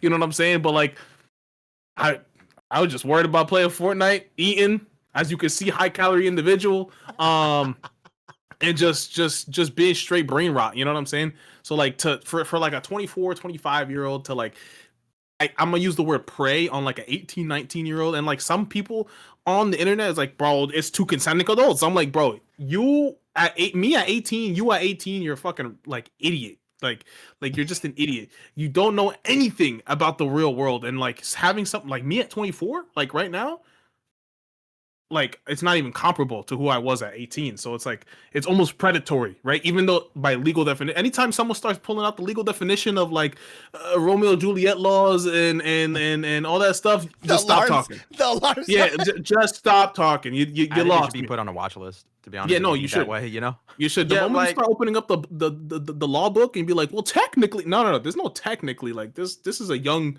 this is a teenager still. You know what I'm saying? Like. Nothing changed. Nothing changes dramatically between like the back end of 16, 17, and 18. Nothing changes dramatically between those. No, you can bring up any technicality you want. I will literally beat your ass. Like there is no like, oh, let's all be no. Okay. with that so that got exposed and that happened and like W Swamp Gaming. I hope Nettie's probably like levy some sort of ban or like the whatever, right? Like that. Right. Like I think Swamp Gaming first did a good pro thing. team to actually correct someone on their team. Yeah, I mean, if they didn't, I'd be very like I think Swamp Gaming would lose whatever fans it has. My other issue is that the way this got exposed is that the head coach or former head coach, he like said something, he talked shit about a player, and this person was sitting on the information like a fucking Yu-Gi-Oh card. I'm sorry, dog. Like, what are we doing? If like the people that sit on this information, maybe this is controversial, you should also get the fuck out of the scene, bro. Like the fact that you are sitting on like potentially harmful information or like actual crimes or potential crimes and like you're just waiting in the fucking like, oh, you talk shit, bang, blue eyes, pedo dragon. Like, what the fuck are you doing? Like, what are you doing? You get out. Like, I have almost nearly as much disdain for people that sit on information like that will only reveal it when they get butthurt or something happens to them, and it's like a mutually absorbed fucking like not mutually absorbed, mutually assured destruction, like nuclear shit. Like what the fuck are we doing, man? I don't know how you guys feel. Nenn, like surely like sitting on information you should get punished too. Bro, if I had like information, especially like we've seen things in the past, even outside of like Rivals, where people other scenes, Overwatch, fucking Smash, whatever. Dude, knowing some of those things, I legit wouldn't be able to like sleep at night, knowing that like, hey, I know this stuff and I'm not doing anything about it, right? And this isn't me trying to be self-righteous or anything like that. It's like, no, dude, it's like it's just a normal thing to do. Yeah, it's just being a normal human being, not being a freaking weirdo. You know what I mean? Like, if somebody like in the situation with the whole Swamp Gaming stuff, bro, it's like, why? I just can't fathom without getting angry, right? I get angry to the point where I just start spouting gibberish, but it's like that's just what a way to show your character is all I'm gonna say. Like okay, glad that you exposed this guy, but you were sitting on this info for like a year. You were sitting like what? Why now?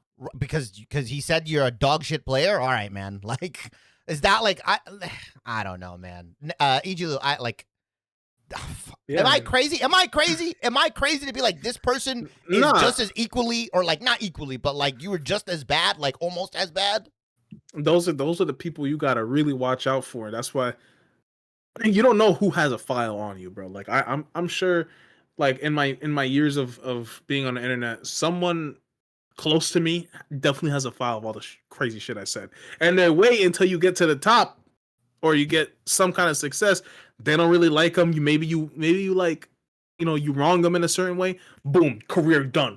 I'm putting this out. I'm like, why didn't you expose this guy before? Why this guy you said was a racist, pedophile, and broke? Why are you now broke? Why are you now putting this out there? You should have been thrown this out and like stop this guy from even becoming or having a platform or even a fighting chance, right? But like I get that people, like, at the same time it is a nuanced, because you don't want to be looking like the guy that's like trying to drama farm or like cause like uproar whenever it's like, especially in the case of like Fauwkz, where it's like a lot of stuff is kind of like plausible deniability and all the information isn't as concrete, right? Where it's just like, if I do put this out and then nobody believes me, then what happens, right? There's that bit of like nuance that you also have to take a look at. But hey, if you got like a guaranteed like this creator has said the hard R like 17 times in this Discord, you need to put it out so we can know who we're like collabing with, who's living amongst us, right? Because that's just like indefensible stuff. You just got to put it out there, because some people that say that stuff, they say they might have changed, they were young, but at the same time, that is who they are at their core. You know what I'm saying? So, I mean, I'm a firm believer that you can change who you were back then, right? Like if you choose to expose something from somebody 15 years ago, like what's the statute of limitations on like being an edgy person? There's all these different, like, there is nuance. There's so much nuance, right? But like this kind of stuff, there's not a lot of nuance. And like you're just a weird dude. Like, you're a weird person. And for you to sit on this information and be like, yeah, I bet you say something. I bet you. I dare you. Yeah, I feel like when it specifically, there's obviously cases where obviously people say like edgy things when they were younger, and then obviously when they grow up, they're like, they change. They don't say it anymore, right? They haven't said it in like 10 years. Yeah. It's like, all right. But it's different when it's involving another person, like literally another human being that's involving them, that could potentially affect that other person negatively. You know what I mean? Like I don't know. I really get mad when talking about this stuff. Dude, it's annoying. It's annoying because like, it's like you said, you show your character. Like, you show your character, you show who you are. It's like you could have done it when you had the information. When the moment that shit, like for me, and I'm sure you're the same, everybody's saying, the moment you tell me this, oh, hey, Xiong, Guan, Danny Koo, get this guy out of here. Yes. No, dude, it was I forget that creator's name. She was a Jeff the Shark player.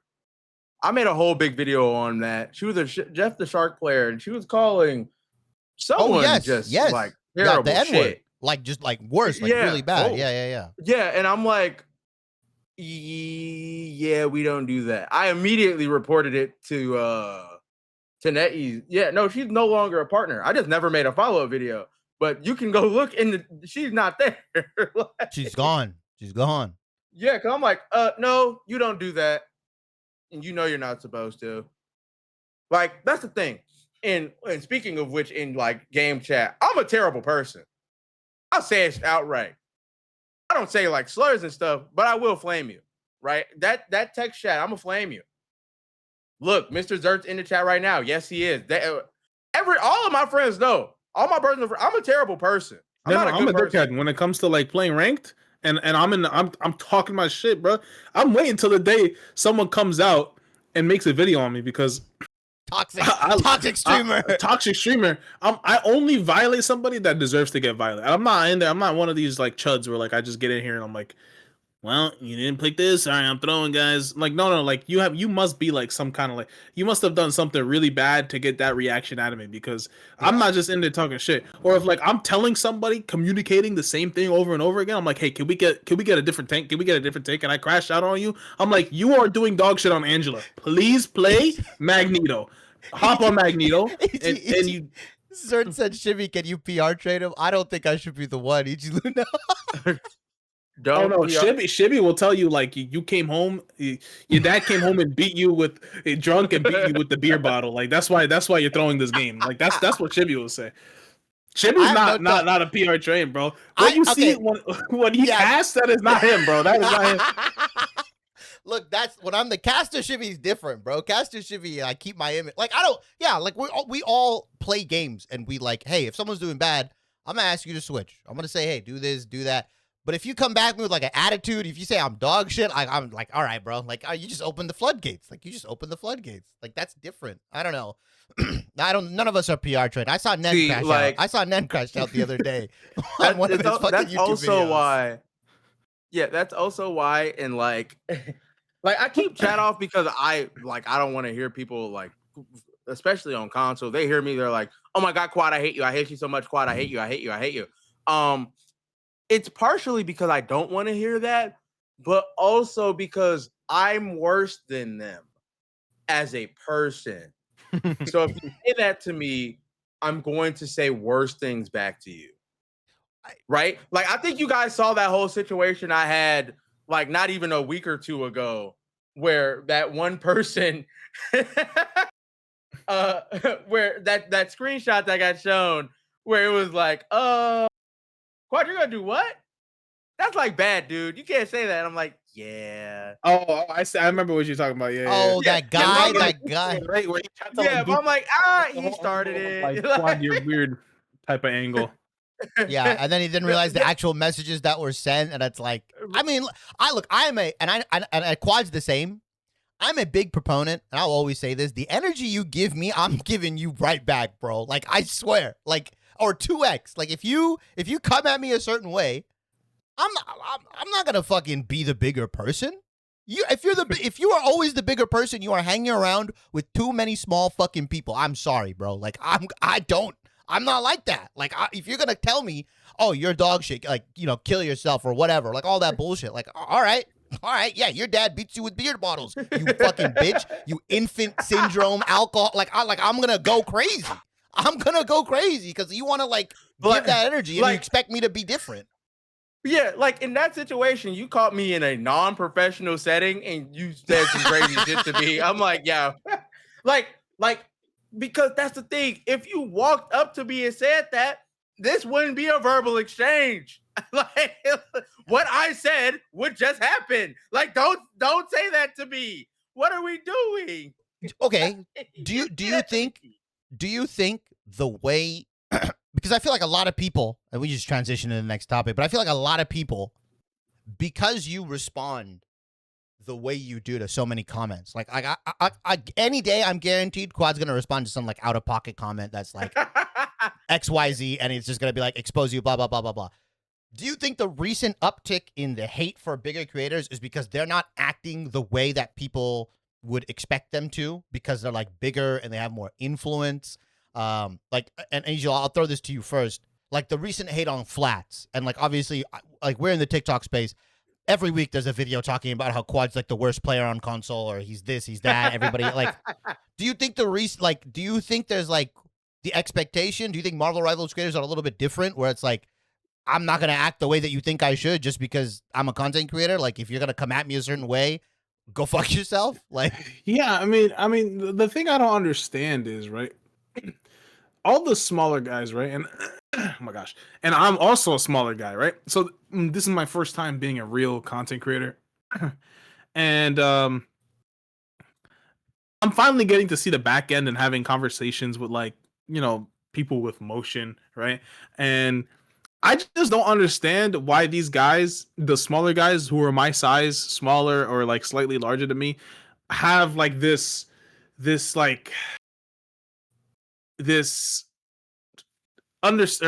feeling that like Quad, for example, right? Big MarvelRivals content creator, that Quad needs to respect them in a certain way, or needs to give them a handout because he's a bigger content creator, or like Quad needs to move in a very PR way. I'm like, you're an idiot, because the fact that Quad, Flats, Bulger, all those guys, right? interact with the community, the Marvel Rivals community, like boots on the ground. Maybe less flats more than anything, but like Quad's in the comment sections. He's seeing basically every. If you tag Quad, most likely he'll see it. Like most likely Quad will see your video, right? And you can use that opportunity to get his help with something.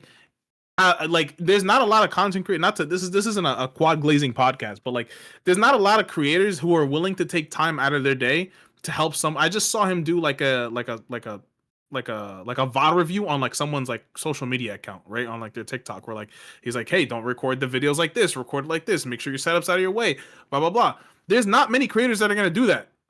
Majority of any creator in any space is just gonna ego you. If you go any other like space, they're just gonna ego you. Like people actually interact and maybe that's the problem, right? With these smaller creators is that like because everybody's so reachable, right, to a certain degree, because the space is still being built over like the course of like a couple like the next year and a half, or like there's a lot of solidified people, but at the same time the content creators haven't boomed, right? There haven't been like I can think of like maybe 2-3 content creators in the space that like can average like 1,000 viewers on Twitch, or like over 500, where it's like, so like right now is like the era or like the time, if you're trying to be a content creator, not saying glaze Quad or get on the good side of him, but like, you know, work with him, you know what I'm saying? Like he's, I'm not gonna offer your services, but like I'm sure you don't mind helping out like a smaller fish because that's something that you like to do. Yeah, like you don't have to be nice to me, just don't be weird. Because when you get weird, I get rude. Like the biggest thing, like the book, for example, I didn't have to make that. I could quite literally just go to every other content creator's account, look at what they're doing, and then when someone asks me for advice, just regurgitate what they're saying. Or I can involve the community and bring them directly to what they need, right? Like a lot. Like I could quite literally just be like, "Oh my God, you need Spider-Man advice? Hold on, let me watch this DMR video real quick. Let me get a DMR VOD, and then watch what he's doing, and then try to like reverse engineer it." I could do that. I get more money. People get less exposure, which inherently means I get more views. Exactly. But that's weird. That's weird. Like that's not healthy for the community, and it's weird. That's the point I'm trying to make. It's just like, as a small creator myself, right? I've literally like built myself, not saying off the backs of you guys, right? But like if you think about it, right? I had maybe literally like 80 followers on TikTok when and like 800 subs on YouTube whenever I was accepted to the PGL, right? Got into PGL, nothing really happened with the PGL, right? Rubbed my elbows. Quad kind of knew who I was. Like at least like now I'm familiar, right? Panu's familiar with me. Dobby's familiar with me. Okay, now many people are familiar. Like, oh, I kind of know Egylou, right? So I make content.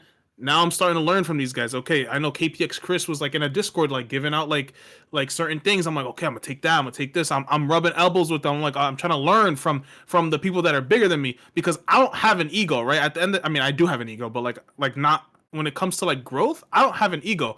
I would go to Quad and be like, Quad, I know my videos are dog shit. How do I get better, right? How do I make the jump? And I'll sit there and I'll listen to it and I'll take it and I'll try to apply it.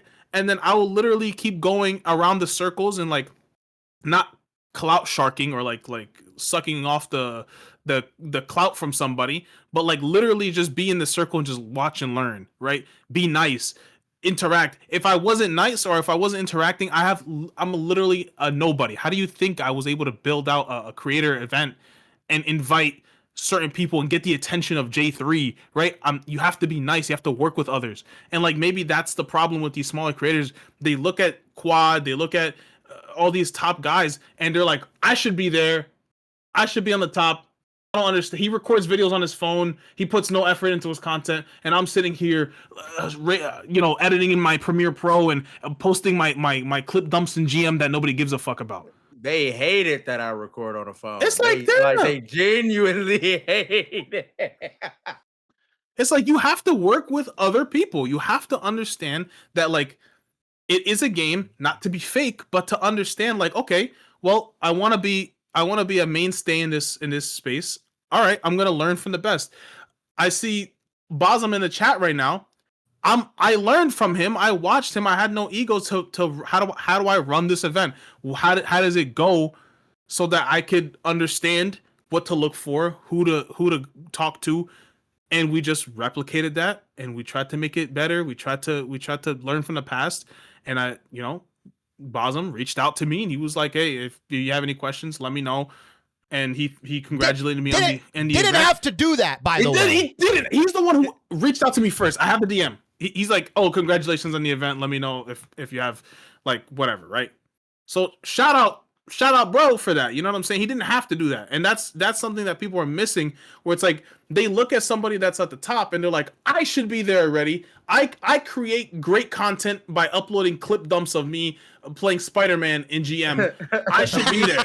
Like nobody gives a fuck about you, bro. Like nobody gives a mag rock. Literally, I'm like, you don't bring anything to the fucking space. Like respectfully, like you trying to hate because somebody's up there already, and you don't bring a single lick of like nuance or a different idea or like. My main thing is, right, you either informational, either entertaining, right, or you're I forgot what it was, but you gotta be one of the three, right? Or funny, right? Yeah. Or funny. You gotta be one of the three. You're either informational, good at the game, entertaining, or you gotta be funny. Like you gotta be in the videos that hit all three, right? Like my example, my Thor guide, right? When I was like, I was giving great advice, but people were actually laughing and learning, and it was entertaining. That's why it went good. It did well. So I don't know. Some small creators just need to understand their space, their place in the space, and you need to actively ask questions. I got into the partner program because I went in 7-foot black guy's DMs, and I'm like, hey, how do I become a partner? He gave me the method. Then I took the method and I shared it with everybody else. Gave it to me. I asked easy. I was like, yo, how do you get in the partner program? Bro, literally the way me and Nenn got connected is Nenn made a YouTube video. I think it was a short or a full YouTube video. Yeah, it was a short. And it was a short, right? Where I was talking about... It was a video. Yeah, it was a video, but then I made a short out of it. Yes. And he's like, yo, I used your thing. I was like, oh, this is dope. And I was like, yo, you should keep doing like, let me know if you have any... Like, that's how we got connected. Yep. Like, that's how we... And like, Nenn's way more successful than me on YouTube because he like took the information and he took what other people are doing. He asked questions. Like, that's the thing, man. Like, there is a lot of unchecked ego, I think, or like there's this issue of like, because TikTok is a much more intimate space and content creation is a much more intimate space where you have access to these people consistently. That's just how it is, right? If you stream on Twitch, you're gonna give your time and your access to people. If you make videos on TikTok and you actually like reply and you don't fucking like, you're not just a chud that uploads and never replies to anything. That kind of stuff, because like because of the nature of the content creation, and I think MarvelRivals is still relatively new and people are still trying to get into the space. Like people view like the ability to hate and create hate videos and like controversy stuff. Like people are just doing it because they believe that's the way to blow up or that's the way to do this. Or like they just like hating somebody. Hating a popular content creator is like the most fucking lukewarm bullshit bread contrarian opinion I've ever seen, bro. Like I'm like, all right, do you have any substance? Like, is there creativity behind your hate? Like, you know what I mean? Like, is there a reason? Like, what are you doing? Right? Like, I don't, it's. There's a big problem in this community, putting others down and to get ahead, right? Where it's like, you didn't have to put down Quad and then like, and gather all the Quad haters and cause like after that, what is the substance? Like who are you if you're not hitting on Quad? We don't give a fuck about your gameplay, right? If you're not making a video attacking Quad, you're gonna have like 4 viewers. You know what I'm saying? Like it's not. I really want y'all to look at these videos of people hating on me, then look at the previous video and the video after. It is fucking crickets. If it doesn't say Quad or Flats, that next video is fucking crickets. Like, I'm so serious. I'm like, you have to become a dedicated hate channel, or you go back to fucking butt. Like, you go back to butt. And I don't mean to diss these people, but like the view difference between like, oh yeah, this video just dropped 26,000 views. Next video, 1,100. GG, we've done it. And the ironic part is, right, if you create hate as a content creator, you do all this stuff, you don't fucking realize that if the person that sees that video, they quotes it, and let's say you got 30,000 views, you're getting dunked on. You just gave them a free 300,000. Yeah. You just gave them a free 300,000 views. Like when like people make hate videos, and I look at like Fauwkz's response to the hate. Fauwkz's response to the hate videos, farming them harder, bro. It's He's like farming them harder. Infinite money glitch, bro. It's infinite money glitch. It's infinite money glitch. Like it's so funny because like that's the thing. Me and Fauwkz talk like every day now. Like me and Fauwkz are pretty well acquainted. We talk to each other either every day or every other day. So it's always funny. Like there are some videos I'll see where I'm be like, look at this fucking idiot. And he's like, lol. and we're like laughing about it because it's like, yeah, that doesn't even make sense. And like it gets funnier and funnier every time it happens because like me personally, for example, these people will go off talking about my disability, like, oh, but be nice to him. He has nerve damage. You don't have to be nice to me. Like people, I think it's even funnier where people on PC actively know that I don't throw games and I try my hardest. Console players think I'm the greatest thrower of all time. If I can drop a truth nuke, I don't care what happens in my console lobbies. You think I'm a thrower? You are correct. I don't care. Like, at all. I don't. That doesn't mean you don't want to win too, though. That doesn't mean you're not trying to win. Right. But I'm just don't trying to play Adam. I don't care what happened. I'm not a outright thrower. I won't be like, I give up. I'm gonna ult and spawn. I don't care what happens. GG. This game's over.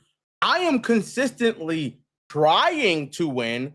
I just don't care if we win. And I think that's where they're like, man, you're a thrower. I'm like, no, not really. If I try, we win. I don't want to. Yeah, I mean, also like you and the the console community, like you guys are just like eternal beef. It's the funniest thing in the world too, where it's like they're hating from outside the club in a sense, and they're like, yeah, I'm swapped over PC. PC's fun. It's fine. It's like I see you have more fun when you queue PC quad, and I watch your streams. You just have more fun. Like you're just more active. You're more talking to chat. When you queue console, you're just like you hate these people. You're like this fucking idiot. Oh my! I'm like crashing out. I'm like, yo, like, why do you people even like turn this game off? That shit cracks me up. When Quad swaps, he goes, all right, I'm gonna play console. I'm like, all right, this is gonna be fun. Like I'm like, oh, this is gonna be funny as hell. Console time. How long will it take for him to fucking crash out? Let me put a timer on this shit. We queue the first game. Adam's gone immediately. I'm like, yeah.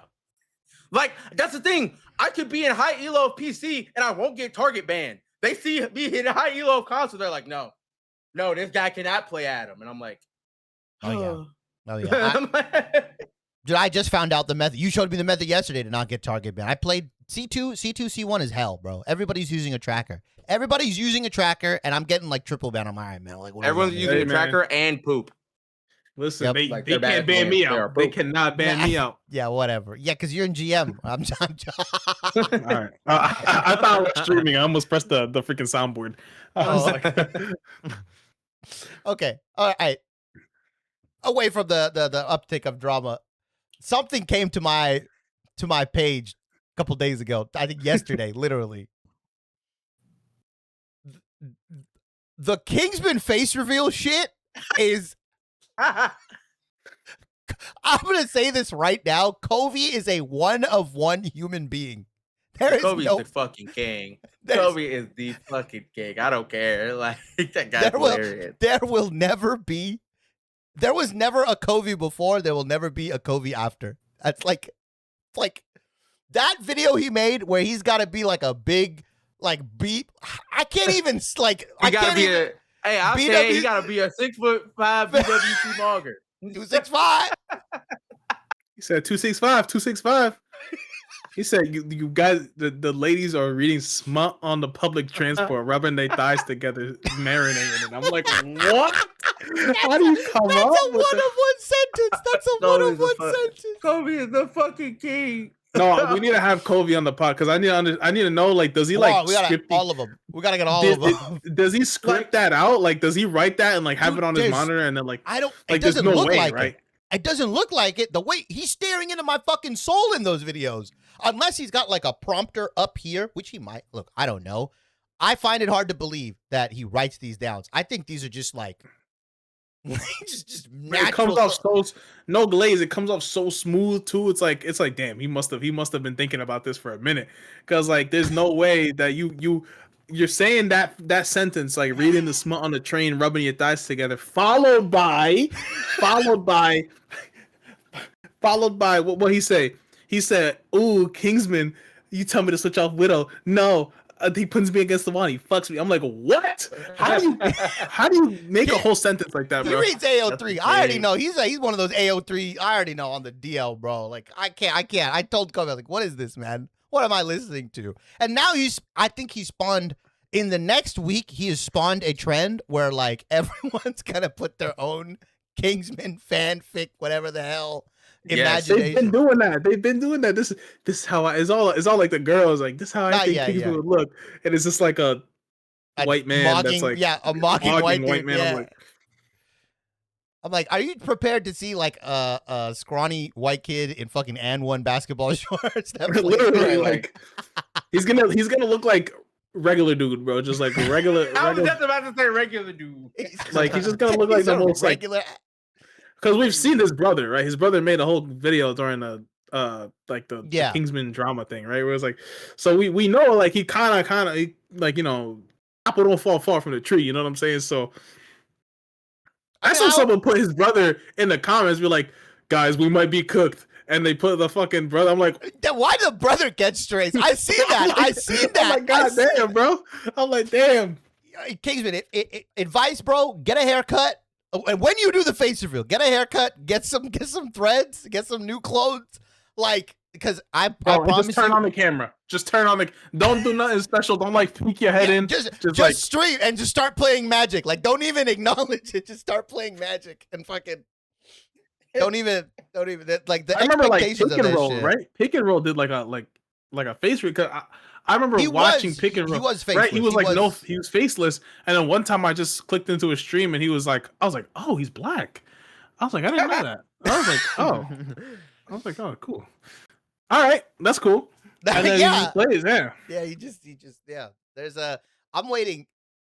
All right, we can go to a little different topic. Fantasization. Who are you? I'm waiting for the Nani the Freak fucking face reveal if he ever does that shit. I need that guy to face reveal. He's next. Can we, after Kingsman, can we rally everybody on Nani the Freak? I need to start hearing some fanfic of. We need to see per your comments, right? We need to see Pinky Melon, bro, because he sounds like he does. That's your comments, bro. By the way, that's not mine. You say he's got a sexy voice. That's what you said, by the way. I did. Not me. I did. You did say that. I started. We gotta see what Pinky Melon look like, man. We gotta see what Pinky Melon look like. My guess is he's like a 6 foot chiseled Korean man with a deep voice. I don't know. I don't know what race he is. I'm gonna tell you right now. I have no clue of what his ethnicity is. Pinky, I just assume you're like a 6 foot Korean man that plays Marvel Rivals and goes to college. That's all I'm gonna say. But yeah, no. It was so funny. People always, because like people haven't seen me in person. Everyone's always like, "You sound tall," and I'm like, "No." Yeah, I get the same thing. I get the same thing. I sit down in this chair. And people are like, oh, bro, like how tall are you? I told Egylou the first time. I'm like, oh, I'm 5'5.5". He's like, what? I'm like, no, you're not. You don't give short, bro. You don't give short, man. He's like, someone told me before. What the fuck, sir? What do you mean, damn? What do you mean, damn? What is wrong with? There are a lot of 5'5" human beings on this planet. Like right, you know, Persixo looks short. You know what I'm saying? Like you can tell whenever he's like sitting in his chair. Like okay, because he got that fucking goofy ass mag helmet doesn't even fit his damn head. Like you should be. I'm like oh, Shibby's like you know he ain't. I mean, listen, you're not even that short for real. All right, bro. All right. How tall are you, Shibby? 5'5". I'm 5'5". 5'5" and a half. Well, we gotta add the half. I had the half. Maybe I'm 5'5" now that I'm older. I've been. That's fucked up. That's fucked up. No, people think I'm tall. No, okay. Quad knows because he posts pics. He posted pics of him in the gym and shit. There was one picture he posted. I didn't even mean to violate him. Like I just said him. It was the banjo kazoo when he had the backpack. Yeah, I'm like, damn. I was like, what? Because his arms, right? Because he had the strap and his arms. I was like, this motherfucker look like Banjo Kazooie. Like, He's doing the backpack method, bro. He's doing the backpack method. Backpack method broken. No, I think a lot of people. I think when you went to DreamCon too, Quad, a lot of people are like, oh, they didn't expect you to look the way you looked, right? Because they've only seen like sometimes the top half of your face, or they've only know your fucking like voice and stuff. I don't think a lot of people like really understood or could like fathom like the full picture of you. I think that was the big thing, right? You know, people call me fat still, and I'm like, what? I'm like, and you know, a lot of these beefs I get in, you know what I've noticed is it's never Rivals related anymore. They're like, they'll be like, Quad, you're bad. And I'm like, no, you're bad at the game. And then I'll be like, you're fat. And I'm like, you know, you do know what I stopped doing. Whoa. You do know what I stopped doing as a job before I started content full time, correct? And you do know that you're a public account that I can AI trace your face, correct? They wasn't in those chats, whatever, after the PGL, bro. They wasn't in those chats after the PGL. I was scared, bro. I was like, there's no way this guy. I'm like, at first when you did, I'm not gonna get into it, but like at first, whatever you said, I'm gonna find them. I was like, I didn't really know you. I was like, this guy, bro. Dude, like, I seen it and I was like, whatever. What do you mean find them? Bro. This guy's like, oh, I found them. They've been kicked out the server. I'm like, huh? What do you mean you found them? That was crazy. You traced the invites. They traced the invites. Oh yeah, that was Yeah, no, that's the thing. Even because I don't know if you guys remember how that concluded, right? With Apex Dobby and now. Yeah. That's the thing. What Apex Dobby did, I just could have done, but if I did it, it would not have been legal. So he went through the legal route, the actual. I could have done exactly what he did, but I'm gonna need like context legal on this after the pod, bro. Yeah. Oh yeah. I'm not up to date on it. Like, a lot of these people are like, "Oh, haha, Quad, you're fat, LOL," and I'm like, you know, I could. I'm like, some account could magically leak your address. I don't know who. I don't know. I'm like, you know how I could respond to this, right? Go send him a picture of his house. I'm like, familiar? You like offline games? You like offline games, bro? Oh okay, you know all right. No, I will say this: the one person we didn't mention, and I don't think you'll ever do it. Nenn, you're probably never doing a face reveal, right? Nenn's faceless. Nenn is pure faceless. I'll probably do a face reveal at 1 million. $1 million. Yeah, I think that sounds good. There we go. You gotta up Kingsman, bro. You got like 750,000 face reveal, and then Kovi's gonna start making fanfic of you, and he's gonna make a video on you. I mean, I don't know if I'll ever get that far, but you know, who knows? All right, we've been running for, oh my god, I think this is the new longest one. 2 hours, 45 minutes. Last week we were with you, I Draw Uni. She was like 2.5 hours. This was fun. I had so much fun talking about this. This was really fun. This was my most fun podcast yet, man. Yeah, we started talking about fucking what to say in New York and Chicago, but I gotta go eat. It's 6:30 for me, 9:30 for Egylou. I know it's late for both of you guys. Round quickly, Egylou, Where can we follow you? What are you doing? What are your plans? What's happening? Is there something that you're doing the next week, in the next couple of weeks? I know you haven't been streaming as much regularly. You're trying to get back into that, correct? Not really. I am grinding the long form again, so yes. I am back to making my rant videos and such. TikTok, YouTube, Instagram, all that stuff. For all the short form, I just be uploading whatever. I only probably go live for like special events now. That's just what it is. Be on the lookout for some new events and stuff like that coming very, very soon. Maybe in the next 2 weeks, that I will be casting. I don't know if I'm allowed to say much, but I will be casting some events in the next 2 weeks, trying to get my reps in before Ignite. I'm trying to get to the Ignite stage, trying to cast the top dot. No, I'm just kidding. But maybe you lose my competition now, bro. You lose one day, maybe one day before. But yeah, that's what I've been up to. But yeah, just tap in, follow me on Egylou on everything. Egylou on everything. Perfect. Nenn, what you been up to? I'm still fucking getting comments. When is Nenn gonna stream? Can you make it stop? Can you make it stop? Honestly, I think you might have to start blocking those people. No, I'm just on YouTube. I know I should be on more platforms like TikTok and Twitter, but at the moment, in terms of you've been killing YouTube. You've been killing YouTube. I've seen a lot of your videos, man. You've been doing a fucking fantastic. For anybody that wants to consume YouTube content and likes video essays, literally go watch Nenn's videos. There's a treasure trove of shit, and the editing, the intros, your cold opens are the funniest thing in the world. Unbeaten cold opens. Thank you. But no, yeah, after this, I'm probably just going to go back to editing. I love editing, but I dread it at the same time. So true. That's my relationship with it. True. It's Nenn on YouTube. And then, me and Egylou will bully him to get on TikTok and stuff soon. Quad, obviously you're big, but what's your schedule? I actually don't know your streaming schedule. I haven't streamed in 3 weeks. Okay, there we go. Quad Can we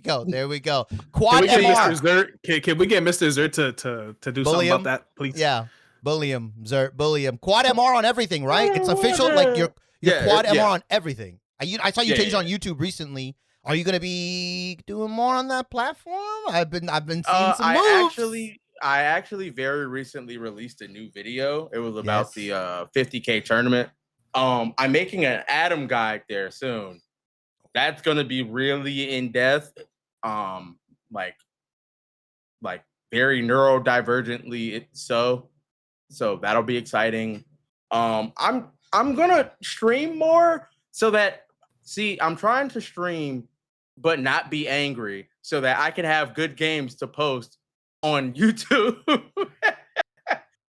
Because I don't want every game to be I hate you all, GG, and then the video ends. you gotta get the 30 finals, guys, we can win storyline, that my team gave up, but I carried them on Adam type game. No. See, everyone for me is I gave up, but we still won anyway. You gotta play into that too. How the hell did we win this game? Evil Marvel Rivals content. Evil Marvel Rivals. Okay, Quad MR on everything.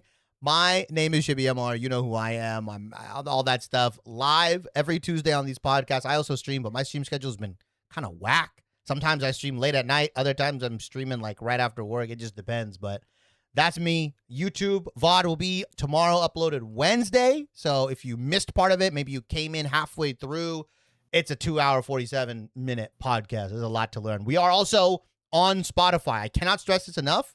For anyone in the comments, we are on Spotify. We are on Spotify. Same shit. Rivals Unmuted. Appreciate you. Thank you so much. Good night, everybody.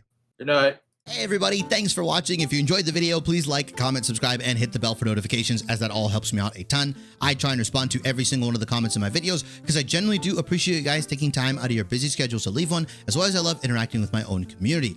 If you want to see more of my content, I stream over on Twitch about 3 to 4 times a week, starting around 7 p.m. PST. Over there, you'll get unedited versions of my videos, as well as we go over gameplay reviews, patch notes, and you guys can ask questions in the chat, and I respond pretty quickly. If you care more for short form content, I upload daily on both YouTube Shorts and TikTok. Over there, you'll get condensed versions of my videos, as well as stream highlights and my general thoughts on the game.